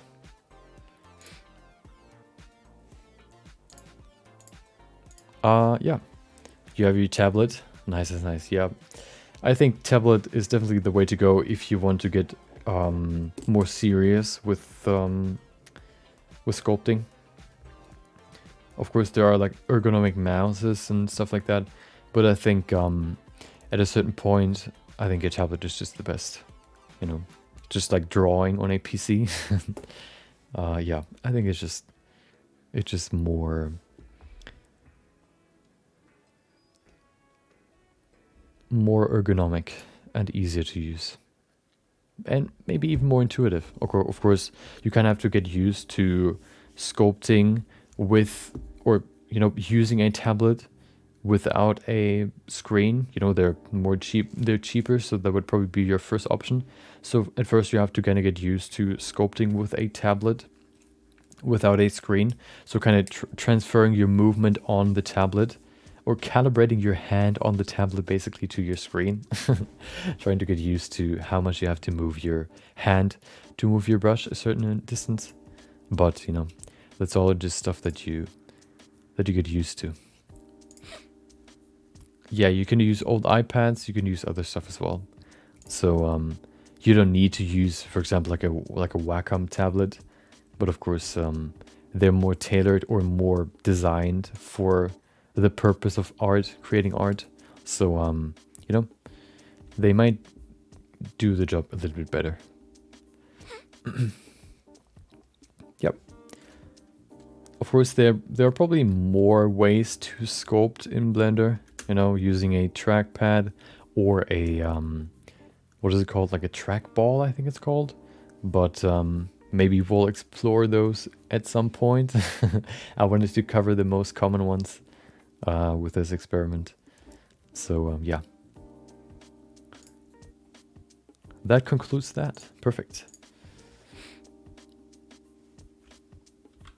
Okay, let me save this. Yeah, I'm happy with the end result. Now everybody basically can sculpt, which is perfect. The more people that can engage with the topic, the better. Okay, yeah, that was everything that I wanted to do today. Tomorrow, as I said yesterday, relatives will come over. My aunts and uncles, my aunt and uncle, and my grandparents. I don't know when they'll come. I'll clear that up, tomorrow at some point. So the plan is to stream the regular time. I don't think they'll stay as long as that I can stream. It shouldn't take that long. But I'll, give a heads up if there's going to be no stream in the Discord. So if you, want to get stream notices when I go live, you can join the Discord. !Discord in chat. Yeah. Or if you want to, submit your own submissions to get personal feedback on it tomorrow, that's the plan for tomorrow, then also feel free to join the Discord. Tomorrow, the plan is to give feedback. We have, I think, 2 submissions right now. Hold on. Yeah, we have 2 submissions. We have 2 from Zero and from Lego. I like to have at least 2 submissions to give feedback on. I think one is a little bit, too little, and 2, I think, is the minimum. Maybe we'll do like a small project tomorrow. Maybe not, we'll see. I'll decide that later. But for today, hope you enjoyed. Thank you for joining. Thank you for watching or listening and chatting and everything, being here. I hope you enjoy the rest of your day. Maybe I'll see you next time. Yeah. Take care, and yeah, bye.